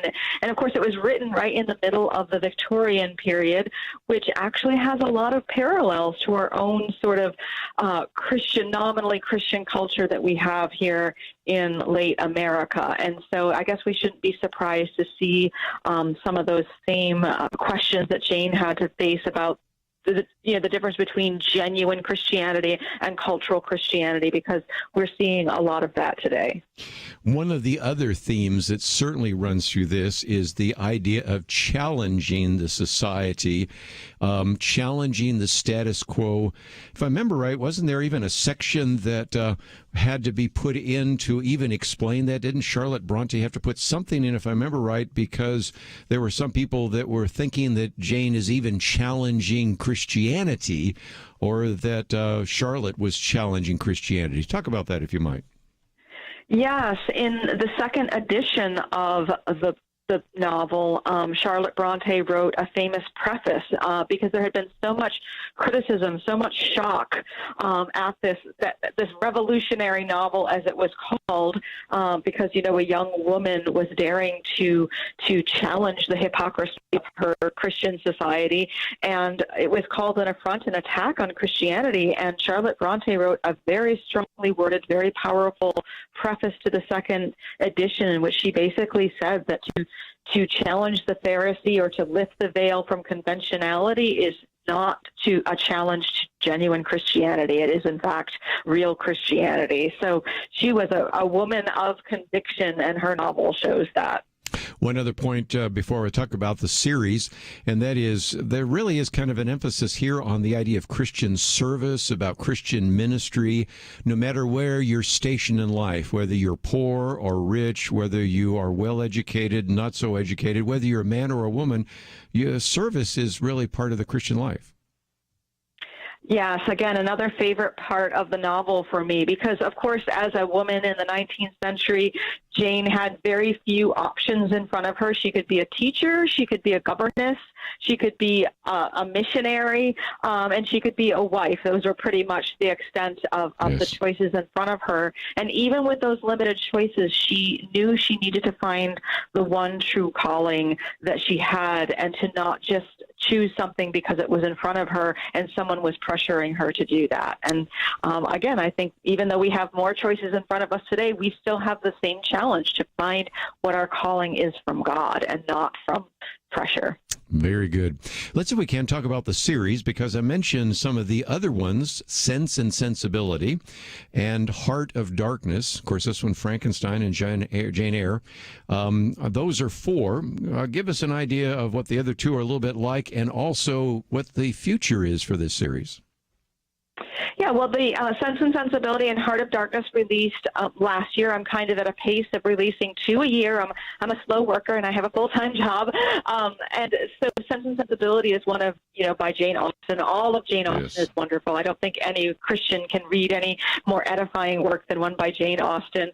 And I chose that one because Sense and Sensibility is kind of wrestling with the tension between reason and emotion, which is what those words mean in that context. And I think that's something we're all wrestling with, is, how to be both creatures of reason and emotion. And Heart of Darkness, of course, is a very dark story about the colonial era of England, and the horrible things that were perpetrated upon natives of Africa at that time, and kind of understanding that civilization doesn't consist in the laws out there. It consists of what is in our hearts. And then the last two in the series that will come out next year, Lord willing, are Tess of the D'Urbervilles and The Scarlet Letter. Oh, boy. Hope I can get you back for that. I suspect maybe you would be glad to do that. But let's, before we run out of time, talk about the fact that we have a link to your website. It's KarenSwallowPrior.com. Don't even have to know how to spell it, because all you have to do is click on her picture. But there you can get any of your books. And I might again mention your book on reading well, finding the good life through great books. But all of your books are available there, as well as your articles and all sorts of other material. And if there is somebody out there that would like to have you come and speak to their Christian school or their women's group or something like that, that's available by hitting the contact button. Isn't that available as well? That certainly is. And I'd be welcome those inquiries. What about some of the other resources? We've mentioned a few of the books, but again, booked, and certainly you have one on cultural engagement. And of course, we just mentioned Heart of Darkness, Sense of Sensibility, Frankenstein, Jane Eyre, and then we got two more coming out pretty soon, I guess. Is that right? That's right. And then my book that came out a couple of years ago on reading well, finding the good life through great books, which is another one about literature. And that one tackles more just sort of how to read in general. And again, looks at some other classic works of literature. It really, I think as Christians, something that I think Christians need to really understand. It's not just about reading these books to get lessons from them, but it's actually reading good literary art, because we are a people of the word, and we of all people should appreciate the gift of language, and we should be skilled in artistic language and rhetoric and understand how powerful well-written words are, so that we can steward that gift of language better. And again, so we know where a lot of these themes and ideas came from. We have a whole generation now that don't even care about the past, and yet the present is the result of so many ideas that were being wrestled with in the past and gave us the world that we find ourselves today. So, Dr. Karen Swallow-Prior, it is always a delight to have you on the program, and I hope you'll come back again. I hope so, Kerby. Thank you so much. Again, these are a couple of books that we wanted you to know about, and even though we didn't spend any time talking about the previous ones, let me at least identify Sense and Sensibility and Heart of Darkness, in addition to Frankenstein and Jane Eyre. When we get to Scarlet Letter, a few others, those are ones I want to talk about as well. So those are just a few things that I thought would be helpful to you as we are talking about the very important issues that we need to be able to address as Christians. And perhaps you are encouraged and maybe even inclined to go out and read one of those great books in the past that help us understand our world. And we are supposed to be people of the Word, certainly God's Word, but at the same time, I think we have some great ways in which we can learn some lessons, especially vicariously from some of these novels. So I just wanted to bring that to you from time to time. But when we come back, let's get into it. There is so much deceptive and even misinformation about Georgia's election law. And I recognize that most of you do not live in the state of Georgia, but what's happening in Georgia most likely will be happening in your state as your legislature reevaluates some of the election laws that have had such an impact in the 2020 election. So I want to get into that for just a little bit. YouTube has decided to remove the dislike button. I think the evidence for that is that there were just too many dislikes on the video by Joe Biden, and you don't want to hurt his feelings, so they're going to change that. We'll get into some of the other legislation being suggested, and a very important case that our friends at First Liberty defending, this outstanding Eagle Scout who's now being criticized by so many people by putting up a memorial to those who gave the ultimate sacrifice for our freedom. So we're going to talk about all of that right after these important messages. Having civil conversations about important issues seems to be harder and harder. Various media outlets tell people what they should believe, why they should be outraged, and getting people to actually think, well, it can be difficult. Whether it's the gospel, tax issues, social policy, or just about anything else, you need to have solid information and clear thinking to address the hard issues. You need God's truth applied. And that's what you get in less than 2 minutes with Point of View's Viewpoints Commentary, a daily resource to help you be informed and think through the things we need to be talking about. It is free and will arrive in your inbox each day when you visit pointofview.net/signup. Sometimes we know we should say something, but we're silent because we're not quite sure what to say. Viewpoints Commentary can help you break the silence and change the narrative. It can make you a more equipped agent for truth. Get your free subscription to the Viewpoints Commentary at pointofview.net/signup. Pointofview.net/signup. Point of View will continue after this.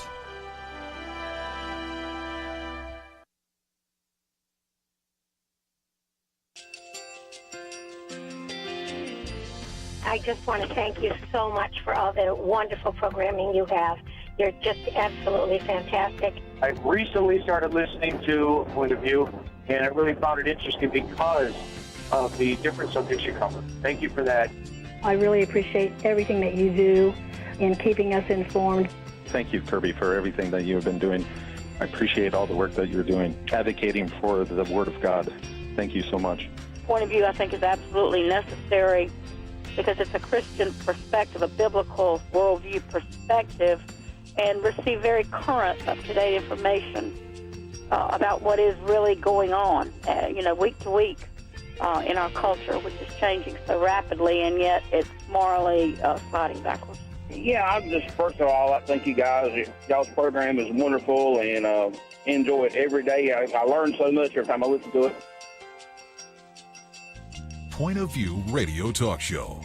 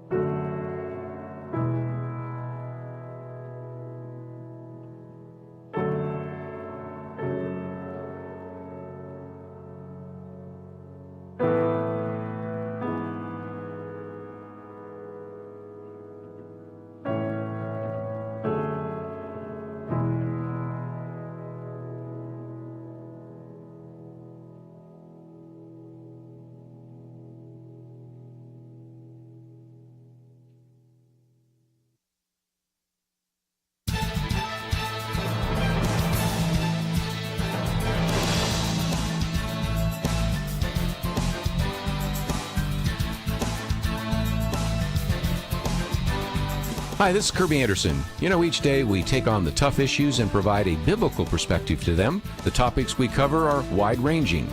Apologetics, theology, prophecy, creation and evolution, intelligent design, marriage, family, child-rearing, the millennial generation, friends and society, politics, economics, business, religious liberty, the Constitution, public policy, foreign policy, military policy, tensions in the Middle East, abortion, homosexuality, pornography, sexual ethics, media, technology, history, and America's godly heritage. We talk about anything that affects your faith, your family, or your freedom. So don't go anywhere, because Point of View continues right now.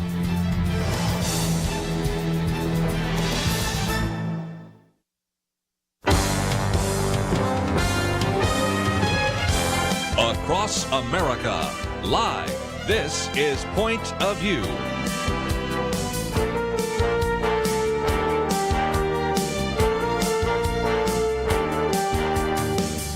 And now, Kerby Anderson. Welcome back. We're going to spend some time, if we can, getting through a variety of different issues.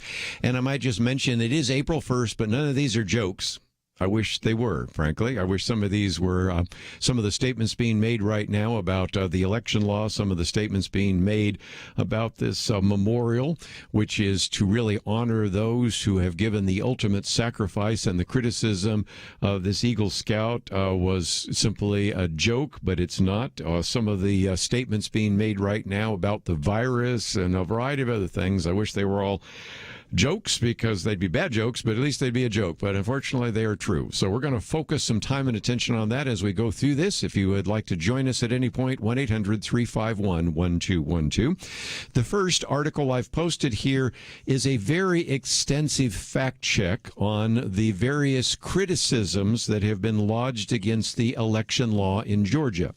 Now, I recognize we have a lot of listeners in Georgia, but we also have a lot of listeners outside of that state, and yet they might say, well, why should I care? Well, because this is kind of the first opportunity to see what a legislature might want to do to deal with some of these very important gaps in what I think is election security.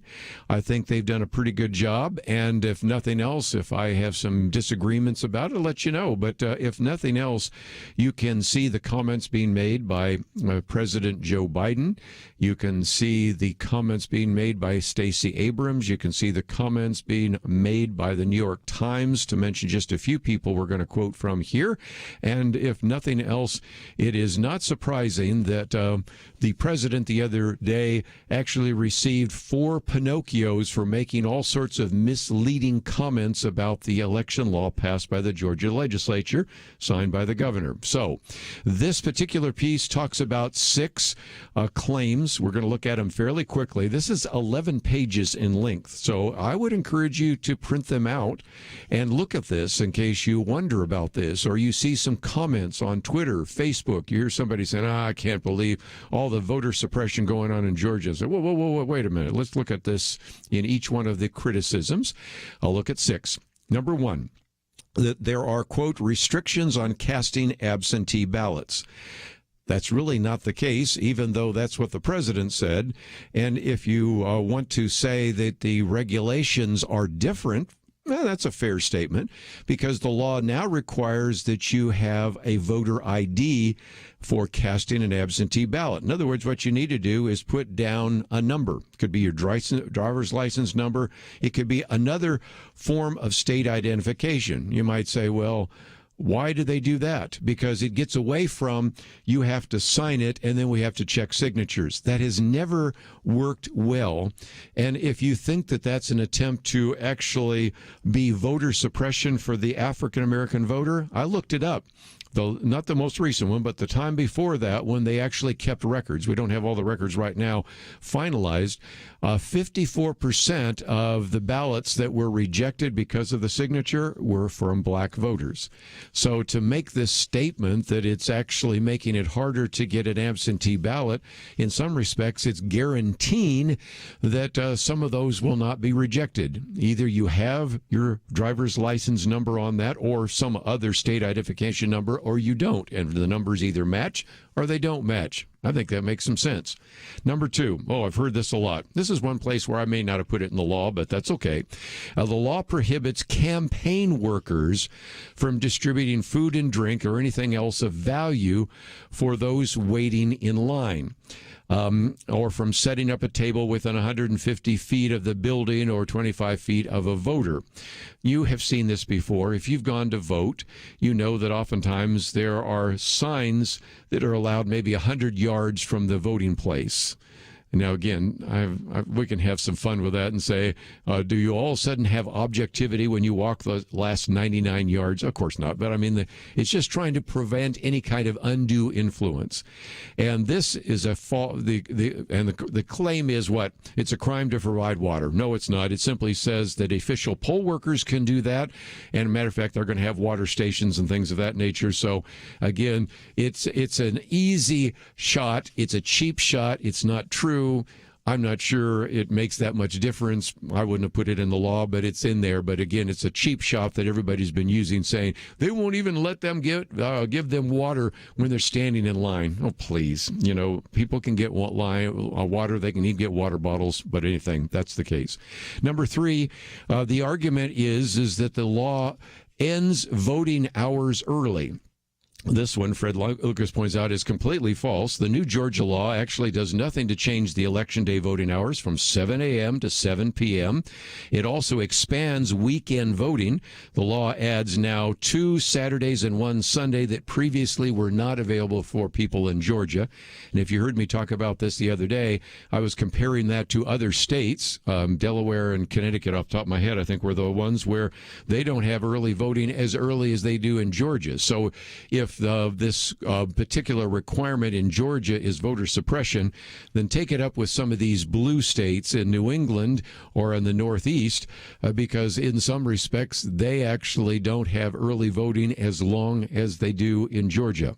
Number 4, we hear that this will render the drop boxes useless, and actually the argument is it just simply codifies the use of those drop boxes where people can drop off their ballots.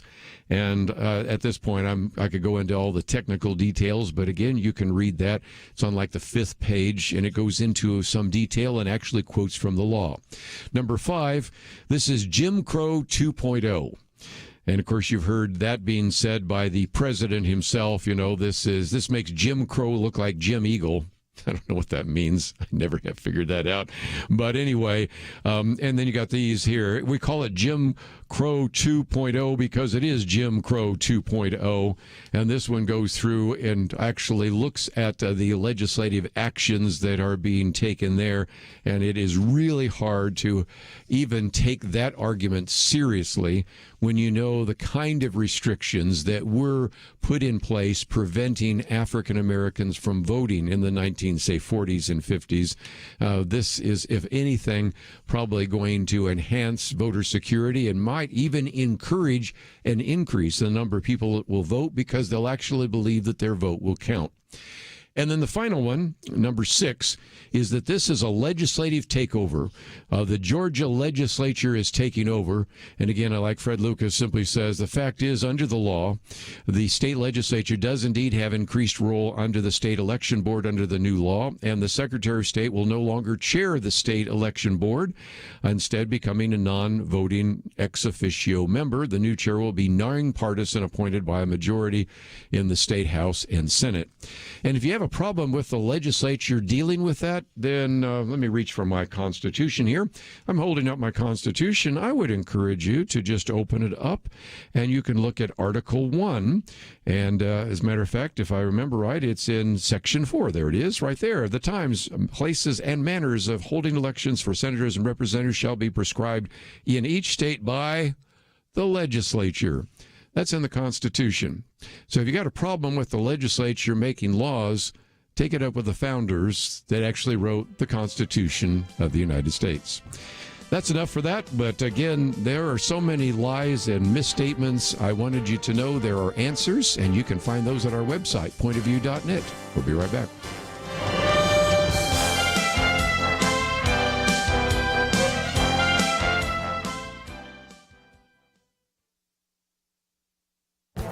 This is Viewpoints with Kerby Anderson. Boys are in crisis. That should be obvious, but Dr. Warren Farrell still had to spend his first 6 chapters documenting it. He was on my radio program to talk about the book, The Boy Crisis, that he wrote with Dr. John Gray. First, there is the crisis of our son's mental health. For example, the increase in the suicide rate among white males led to as many white male deaths as were lost to AIDS. The rate of mass shootings has increased significantly, and they're done by boys. Our daughters live in the same homes, have the same access to guns, video games, and the media. They're not killing. Our sons are. Second is the crisis of our sons' economic health. They are entering into an economy different from their grandparents that has moved from muscle to mental, or to put it another way, from muscle to microchip. The median annual earnings of boys has dropped significantly. Third is the crisis of our sons' education. Over the last 50 years, the percentage of college degrees received by gender completely reversed. Females rose from 39% to 61%. Males dropped from 61% to 39%. Less educated boys are more likely to be unemployed, but this reversal in education also affects marriage. As our sons become less educated, our daughters increasingly desire partners who are more educated. Finally, there's the crisis of fathering. Boys growing up with less involved or non-involved fathers are more likely to face more social problems. This includes dropping out of school, drinking, doing drugs, becoming delinquent, and perhaps even ending up in prison. Pastors and Christian leaders need to focus attention on this boy crisis. We have church programs and faith-based solutions that build strong marriages and instruct in biblical parenting. The first step is to realize we are facing a boy crisis. I'm Kerby Anderson, and that's my point of view. For a free copy of Kerby's booklet, A Biblical View on Racism, go to viewpoints.info/racism. That's viewpoints.info/racism.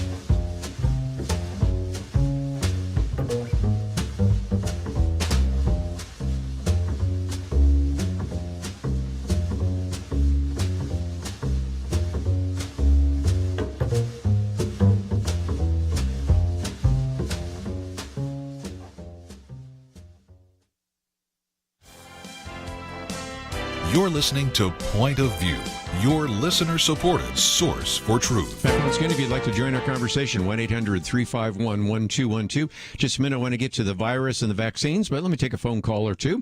At any point, if you agree or disagree, I'd love to hear from you. Let's go out, first of all, to Georgia, WLPE. Fran, thank you for joining us today here on Point of View. Hi, thank you for taking my call. I've lived here for about 20 years, and it seems like all that time there's been such a cry against any effort to clear the voting rolls of those who have passed away, to identify who's living where, who's voting where, who has a right to vote where, and it's always been opposed. This is not new. And it just occurs to me that somebody's trying awfully hard not to identify who's voting. Well, it does seem to me to be the case. And when people have done audits, and I go all the way back to when we had Kelly Shackelford here and the woman that he represented at the time, and her name escapes me at the moment, but it was True the Vote. And they had began to be concerned about, and I'll take it away from your state of Georgia, and I use my own home state here because I live in Texas. They started looking through the voter rolls in Houston. A lot of it looked really fishy because a lot of people had the same address, and so they started going out there and checking out. They found that these addresses were, Jack in the Box, an empty lot. They began to notice that there were people registered like Mickey Mouse and Donald Duck, and then our friends out in Nevada, they said, they started doing that, and they found that the entire starting lineup of the Dallas Cowboys was registered there in Nevada, and so that there's a little bit of mischief, and only a little bit of mischief can make a difference. And so that's why trying to have a more rigorous attempts to clean up the voter rolls, trying to make it possible for people to actually feel like their vote is going to count, and all of that is, I think, a very worthwhile action. And as I've said before, most of this is going to have to take place at the state level. Yeah, there's one or two cases that may make it to the Supreme Court. I doubt it, but it's possible. But most of this needs to happen in the state capitals right there in Georgia, in Arizona, Wisconsin, Michigan. Even some of it's happening right now in the state of Texas, although most people haven't said there were too many problems. We do have one very significant voter fraud case being prosecuted right now, and I know there's a huge voter fraud case being prosecuted in North Carolina, and those are the tip of the iceberg. And so that's why it's important to have your vote count and to make it sure that it's a free and fair election. And there are just a lot of people that aren't so convinced about what happened in 2020. So, Fran, I appreciate you calling in today. Yes. We are going to get into some other issues in just a minute, but let me real quickly pick up a few thoughts. Again, if you want to ask a question or make a comment, you're free to do so. 1-800-351-1212. But the other day, I thought it might be worth mentioning that the Center for Disease Control and Prevention, the director, that would be Dr. Rochelle Walensky. Now, she comes from Harvard, bright individual indeed, but nevertheless, there is this kind of fear that is being spread in which she says she is just terrified. She's scared, and she says, I'm going to pause right here. I'm going to lose the script. I'm going to reflect on this feeling I have of impending doom. And so she says, right now, I'm scared. I know what it's like as a physician to stand in that patient room, gown, gloved, masked, shielded, and be the last person to touch someone's loved one before they die. So she is concerned about the fact that she's seen a slight uptick in the 7-day average for deaths. Now, there are some possible explanations for that, which I've heard from other individuals. One of those is the fact that maybe we have more accurate reporting, or we were just actually getting some better reports. But it is amazing to me that if you look at the graphs, and I've got this one here that just came out, of the complete drop in the number of individuals that indeed are reporting a case to the CDCs, and even of those that are being reported, many of them tend to be of people that are younger, who have a much greater likelihood of surviving. And Jim Garrity, who I quote from sometimes, said, you know, the virus becomes less and less dangerous each and every day. Why? Because as more and more Americans are vaccinated, and the larger trends are so encouraging that these increases can hardly be seen as a sign of surge. So the question I've got is, what is the director of CDC looking at that we aren't? Okay, if you dig in a little bit more, there are a couple of countries that Dr. Walensky mentions, and those are Germany, Italy, and France. Okay, these are countries like us in that they are European countries, but they're very unlike us because we have twice as many Americans that have received vaccines and vaccinations than the people in those countries. So it is difficult for me to see why she is so terrified, but nevertheless, just out of due diligence, I thought I would mention it. I think, if anything, there is very good evidence that we really do see the light at the end of the tunnel, and it isn't a light of a train coming to run us over. But nevertheless, that is the case. Well, I'm talking about vaccine. I did want to mention something. You may have seen the back and forth over the last couple of days about this report that came from the World Health Organization, which basically are saying that we are convinced that the virus did not come from the laboratory. And there are a lot of people that have disagreed. One of those is Dr. Robert Redfield, who, as soon as he came out saying, I've got some real concerns about that, just it seems like the entire media establishment came against him. And I'm thinking, okay, let's face it, nobody knows for sure. And when you're that dogmatic and when there's such a backlash, is it because I don't know, you don't want to anger the Chinese because maybe they are supporting your network or supporting your organization or something. I don't know. But this piece, which I thought about posting by Betsy McCaw, you might say, well, who's Betsy McCaw? Well, she actually was the former lieutenant governor of New York. She's been with the Hudson's Institute. She's been with the Manhattan Institute. And her book that just came out last year is called The Next Pandemic. Here's what she has to say about this. She says the Chinese Communist Party is really good at hiding mass killings and points out some good examples of that. And if nothing else, she's convinced that they are covering up something that has now killed 2.7 million people worldwide. But she even points to that paper because if you look at the paper that came out from the World Health Organization, she says there's pretty good evidence that the Communist Party in China has its fingerprints all over it. Let me rehearse that once again. China barred international scientists from collecting data. They barred scientists from inspecting laboratories. The Communist Chinese provided almost no medical records and did not let any of these international scientists scrutinize those records. And they, in many cases, prevented you from talking to some of the Chinese scientists. I don't know. We all don't know, but boy, does that sound like a cover-up to me. And I'm not the only one saying that because Dr. Robert Redfield, you might say, well, who's he? Well, he's the former director of the Centers for Disease Control and Prevention. He doesn't buy it. He says the most likely scenario is the virus escaped from the Wuhan lab. And even there, if you look at the actual paper, it's interesting because the paper, the World Health Organization, has a lot of people from China on it, and the one American is one that actually had been involved, at least in some of that. And yet it argues that a lab leak is extremely unlikely. And that's when Betsy McCoy said, no, that's not the case. As a matter of fact, there have been all sorts of concerns. As a matter of fact, back in 2018, the U.S. Embassy personnel in Beijing alerted the State Department of the low-level standards at that particular clinic. You have the former Secretary of State, Mike Pompeo, who concluded that most signs point to the Wuhan Institute of Virology as the source of the COVID-19. And interesting enough, Mike Pompeo, the former Secretary of State, who, by the way, will be on with us, I think, sometime in the future, he thinks it's an accident, but others think that maybe it was actually a biological weapon. Where even the Chinese researchers at one point talked about looking at viruses that target specific ethnicities. That just looks a little bit suspicious to me. So nevertheless, thought I'd give you an update there. Do we know the fact that so many people have been trying to do what looks like a cover-up and so many people have come against anybody that suggests maybe it did come in the lab? That makes me want to look even more. I don't know about you. But before we take a break, let me just mention that we do have an opportunity for you to contact your 2 United States senators about the Equality Act.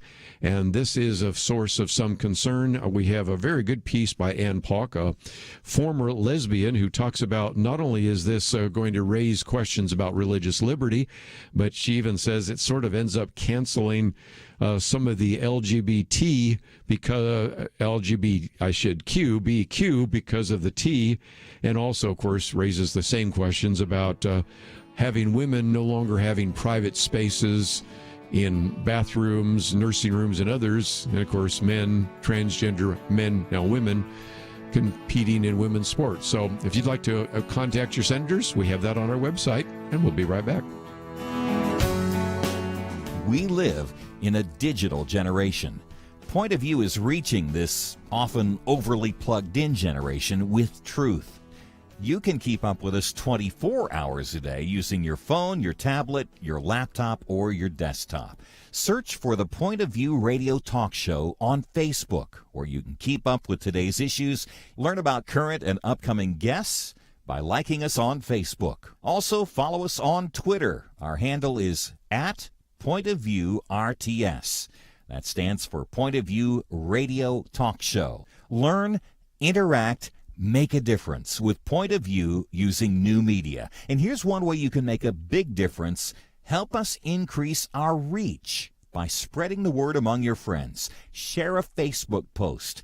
Tag us in a tweet. With enough joining us to plant seeds, we'll see a tremendous harvest. Come on, it only takes a minute. Search for Point of View Radio Talk Show on Facebook, at Point of View RTS on Twitter, and subscribe to the Point of View Radio Talk Show channel on YouTube. Learn, interact, share. The Point of View Radio Talk Show. Point of View will continue after this.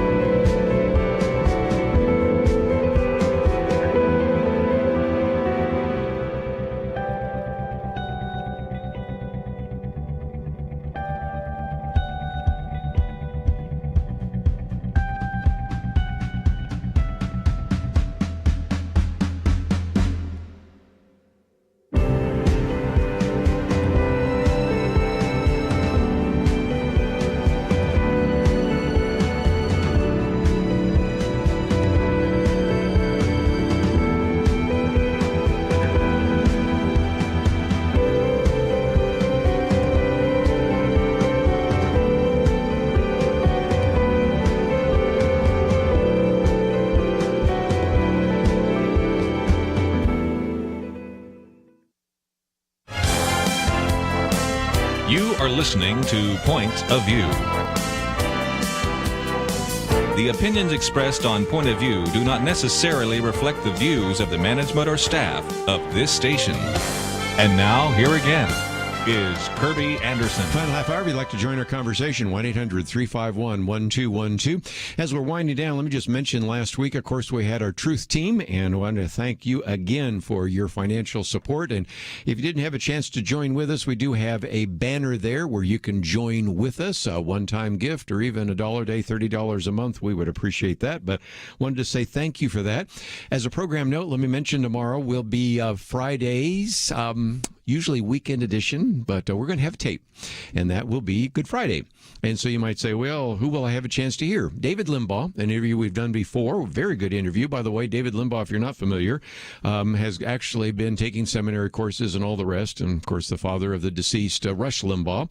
And so we wanted to play that one again because it fits very well to our focus on Easter, the crucifixion, the resurrection, all the rest. And then next hour we'll have Justin Bass on the bedrock of Christianity, on how we can really establish the credibility of Christianity. So that will be our weekend edition, if you will, because it'll be our Good Friday repeat. And then we'll see you back here on Monday. So I give you a pretty good idea what's going on. I want to get into the second article I've posted here about a decision at YouTube. Before I do, I thought I'd just mention this has been going on, and we really have not commented about it. You have an individual that was elected to the Congress in, I guess it's the 2nd District in Iowa. That would be Marionette Miller Meeks. But it was challenged by the actual incumbent, Rita Hart, who was the Democratic candidate who was challenging that because the election was very close. And up until a few days ago, was even encouraging the Speaker of the House, Nancy Pelosi, to throw out the Republican and instead to seat the Democrat. Now, that's been done when there has been a lot of election irregularities. This one was a little different because the election was very close. So I wanted to bring it up for two reasons. Number one, at least sanity prevailed, and the Republican will stay in the House of Representatives because the Democrat finally decided to concede after all of this time. And so that's good news, because I was totally convinced that Nancy Pelosi was going to pull some kind of rabbit out of the hat, some kind of loophole, and that Rita Hart was going to keep pushing that, and finally decided to withdraw. But it also proves something else. Have you ever heard me talk about close elections? Get your pen out for just a minute, or pencil. There was, in this congressional election, 394,439 votes. 394,439 votes. And interestingly enough, Marionette Miller Meeks won with 196,864. Rita Hart, 196,858. If you do the math, you recognize that when they almost had 4,000 votes, a difference of 6 votes. Don't tell me one vote doesn't make a difference. As a matter of fact, Rita Hart was challenging a few of these irregular ballots. She wanted them to count those so that then she would win by a few votes. And you can just begin to see, if nothing else, what is happening in Georgia right now and what needs to happen in Wisconsin, Pennsylvania, Michigan, Arizona, a variety of other places needs to happen, because look how close that was. 6 votes out of almost 400,000.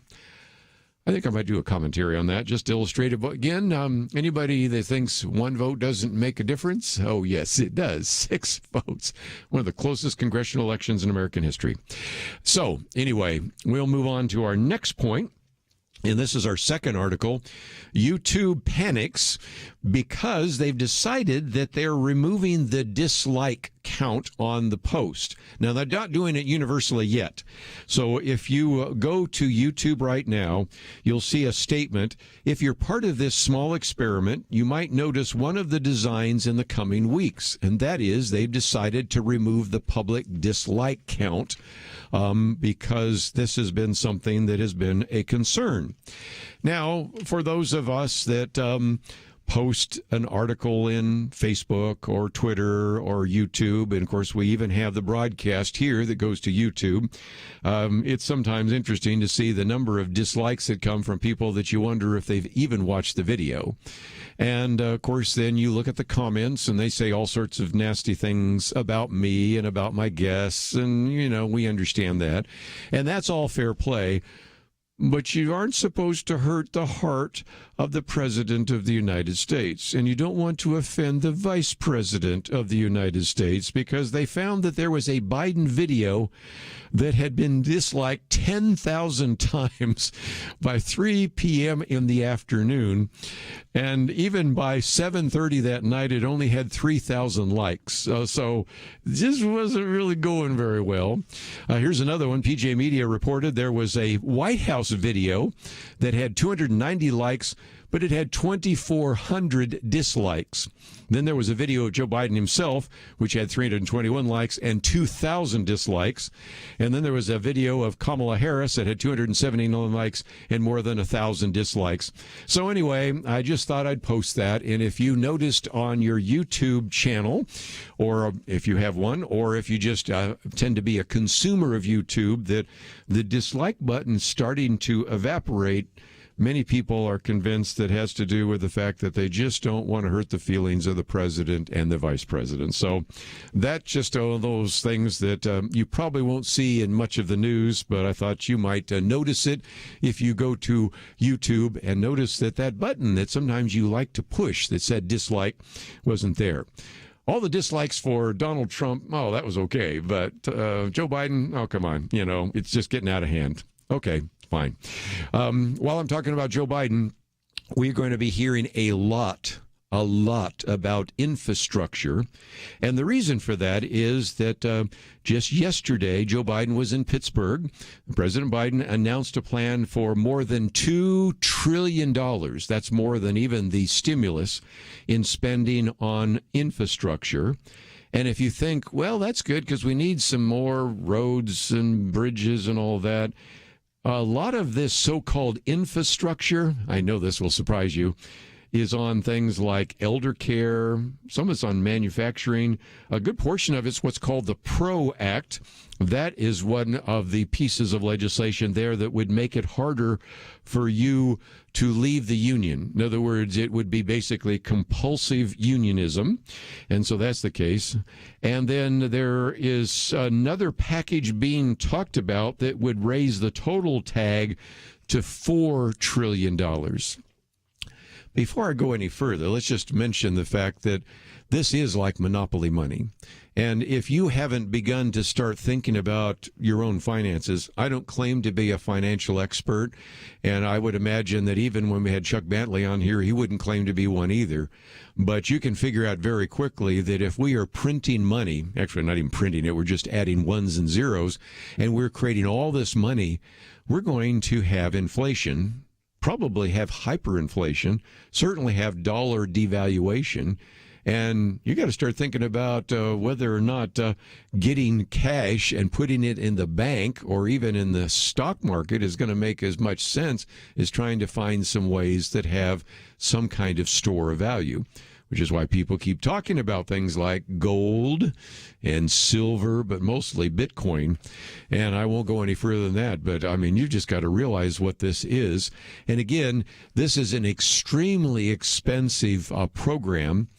First of all, our infrastructure may be crumbling, but it's not for want of federal dollars. In many particular cases, that's money that has been locked up, not used, or spent in the wrong ways. And so that is the case. But in order to even come up with paying for $2 trillion, the plan also includes massive tax hikes. And if you think that's only going to go off tax hikes on only those over $400,000, which was his plan in the campaign, you need to look at the fine print and recognize taxes are going up for you as well. And, of course, that could harm the economy, could really affect the middle class. But most importantly, it will eat up all sorts of revenue sources that could have been used to fix the deficit. And if you are still trying to get your head around $2 trillion, let me use this as an example.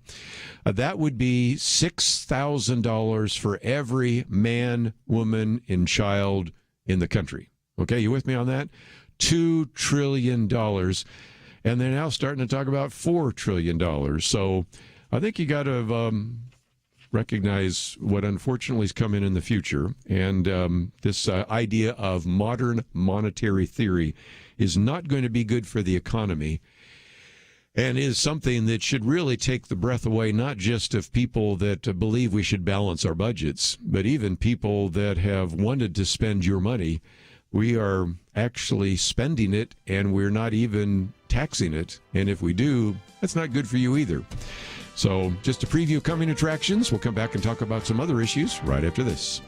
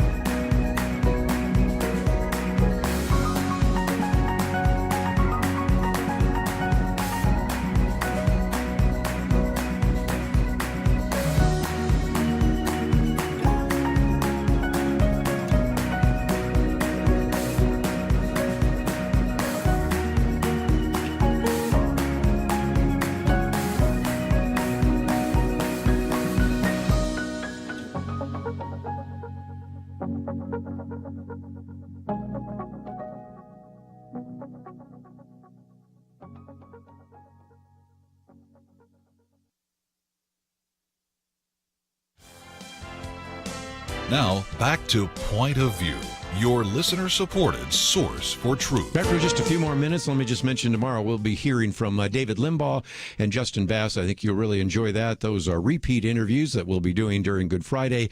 And also the third article that I've posted here comes from Ann Palk, individual that was a lesbian. She wrote a book with her homosexual husband when they were married about that, and worked with various ministries and still works with various ministries to help those who are struggling with sexual identity. identity.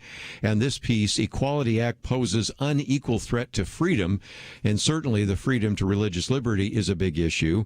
The impact that it will have even on some of the other letters of the so-called LGBTQ area, and it also what it would do to churches, businesses, and all that is a very good article. But I thought I would use that to talk about the fact that yesterday you had a CNN reporter who wrote an article that stated, here's a direct quote, "It is not possible to know a person's gender identity at birth, and there is no consensus criteria for assigning sex at birth." That was the comment, okay, unquote. It's not possible to know a person's gender identity at birth. There's no consensus criteria for assigning sex at birth. Okay, one evolutionary biologist said, oh, I think there is. Observing genitalia is the consensus criteria for determining one's sex at birth. It is inaccurate only 0.18% of the time. In other words, it's always accurate. And you just have to have this idea that now we assign sex at birth and all of that silliness, and I'm being nice because it illustrates again a point that we've made, and that is we've just got to speak the truth. I mean, there is a sense in which we are being told that we don't know that there's a difference between boys and girls, because really even boys and girls is a artificially constructed idea. And now you have a reporter writing for CNN that we don't even know when we look at the baby born, whether or not it's a boy or a girl. And I would like to take that reporter into some of these obstetricians and see if we could do a little education. But it's the illustration of what we are dealing with. And this Equality Act that we're encouraging you to react to and actually have as our third article by Ann Paulk is just a reminder of what is at stake. So I hope that if nothing else, you take some time to deal with that. Let me, since we will not have our Friday weekend edition, put on my First Liberty Institute hat, because one of the cases they are dealing with has to do with this outstanding Eagle Scout. By the way, I've been, as you perhaps have been, disturbed by all the things that have happened in the Boy Scouts in these recent years. But at least in the past, if I found that a young man was an Eagle Scout, I knew a lot about them. Matter of fact, if they put Eagle Scout on a resume that I was looking at, I knew that's probably the one I want, because they have demonstrated that they have a love of country. They're probably very self-disciplined. They have gone through all the things necessary to become an Eagle Scout. And so whenever I hear that somebody is an Eagle Scout, I'm always very impressed. Well, you should be impressed with one of those individuals. His name is Michael Carlson. He's 16 years of age. He comes from Monument, Colorado, and he spent 2 years raising, you got to remember this, private donations for a memorial to honor military veterans. What an outstanding project. I don't know if it was part of his Eagle Scout or not. Might have been. He's a son of a Vietnam War veteran and a grandson of a World War II veteran. So they then put up the memorial. It's erected on private property using private funds in the Monument Cemetery. Pretty good, don't you think? Now, interestingly enough, if you look at one end of the wall, the headstone says, "Only two defining forces have ever offered to die for you, Jesus Christ and the American soldier. One died for your soul, the other died for your freedom.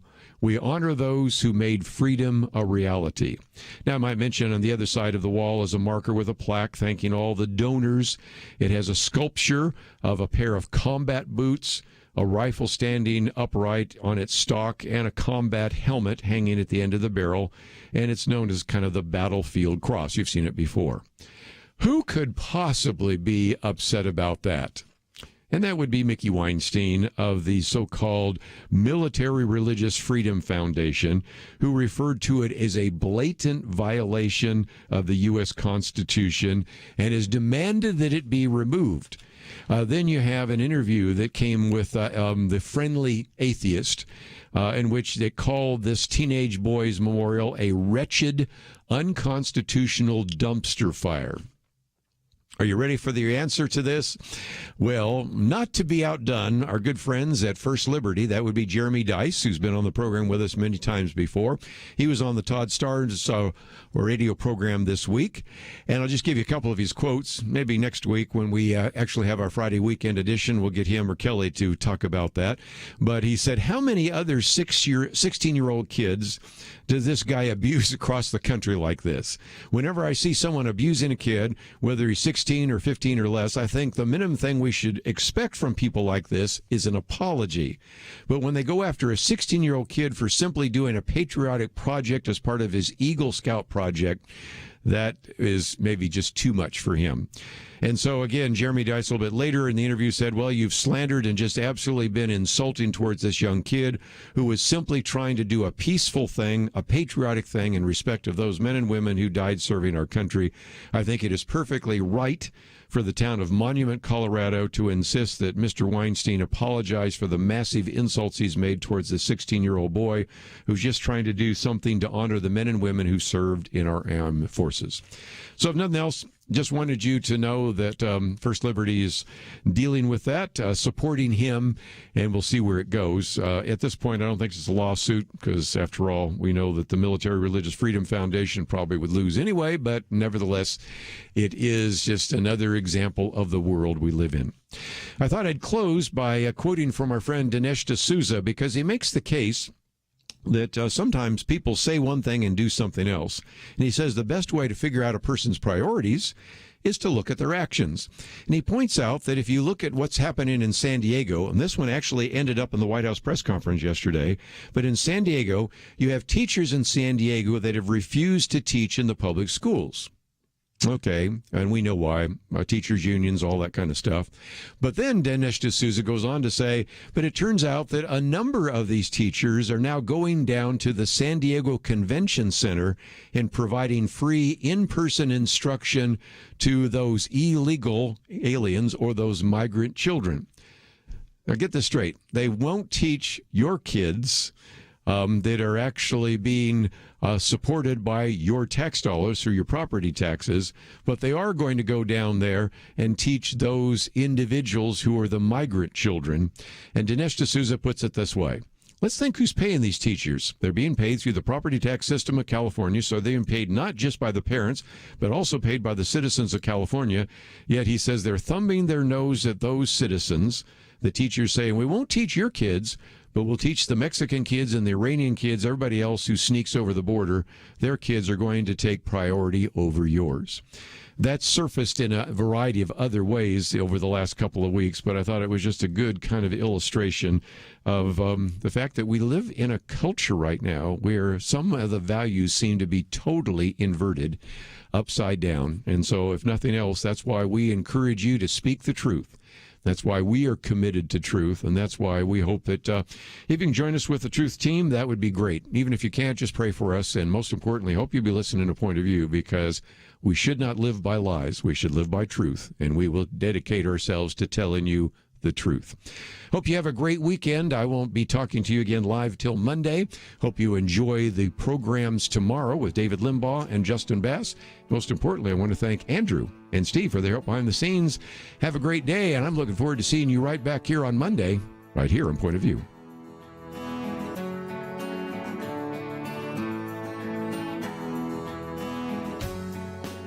Having civil conversations about important issues seems to be harder and harder. Various media outlets tell people what they should believe, why they should be outraged, and getting people to actually think, well, it can be difficult. Whether it's the gospel, tax issues, social policy, or just about anything else, you need to have solid information and clear thinking to address the hard issues. You need God's truth applied. And that's what you get in less than 2 minutes with Point of View's Viewpoints Commentary, a daily resource to help you be informed and think through the things we need to be talking about. It is free and will arrive in your inbox each day when you visit pointofview.net/signup. Sometimes we know we should say something, but we're silent because we're not quite sure what to say. Viewpoints Commentary can help you break the silence and change the narrative. It can make you a more equipped agent for truth. Get your free subscription to the Viewpoints commentary at pointofview.net/signup. Pointofview.net/signup.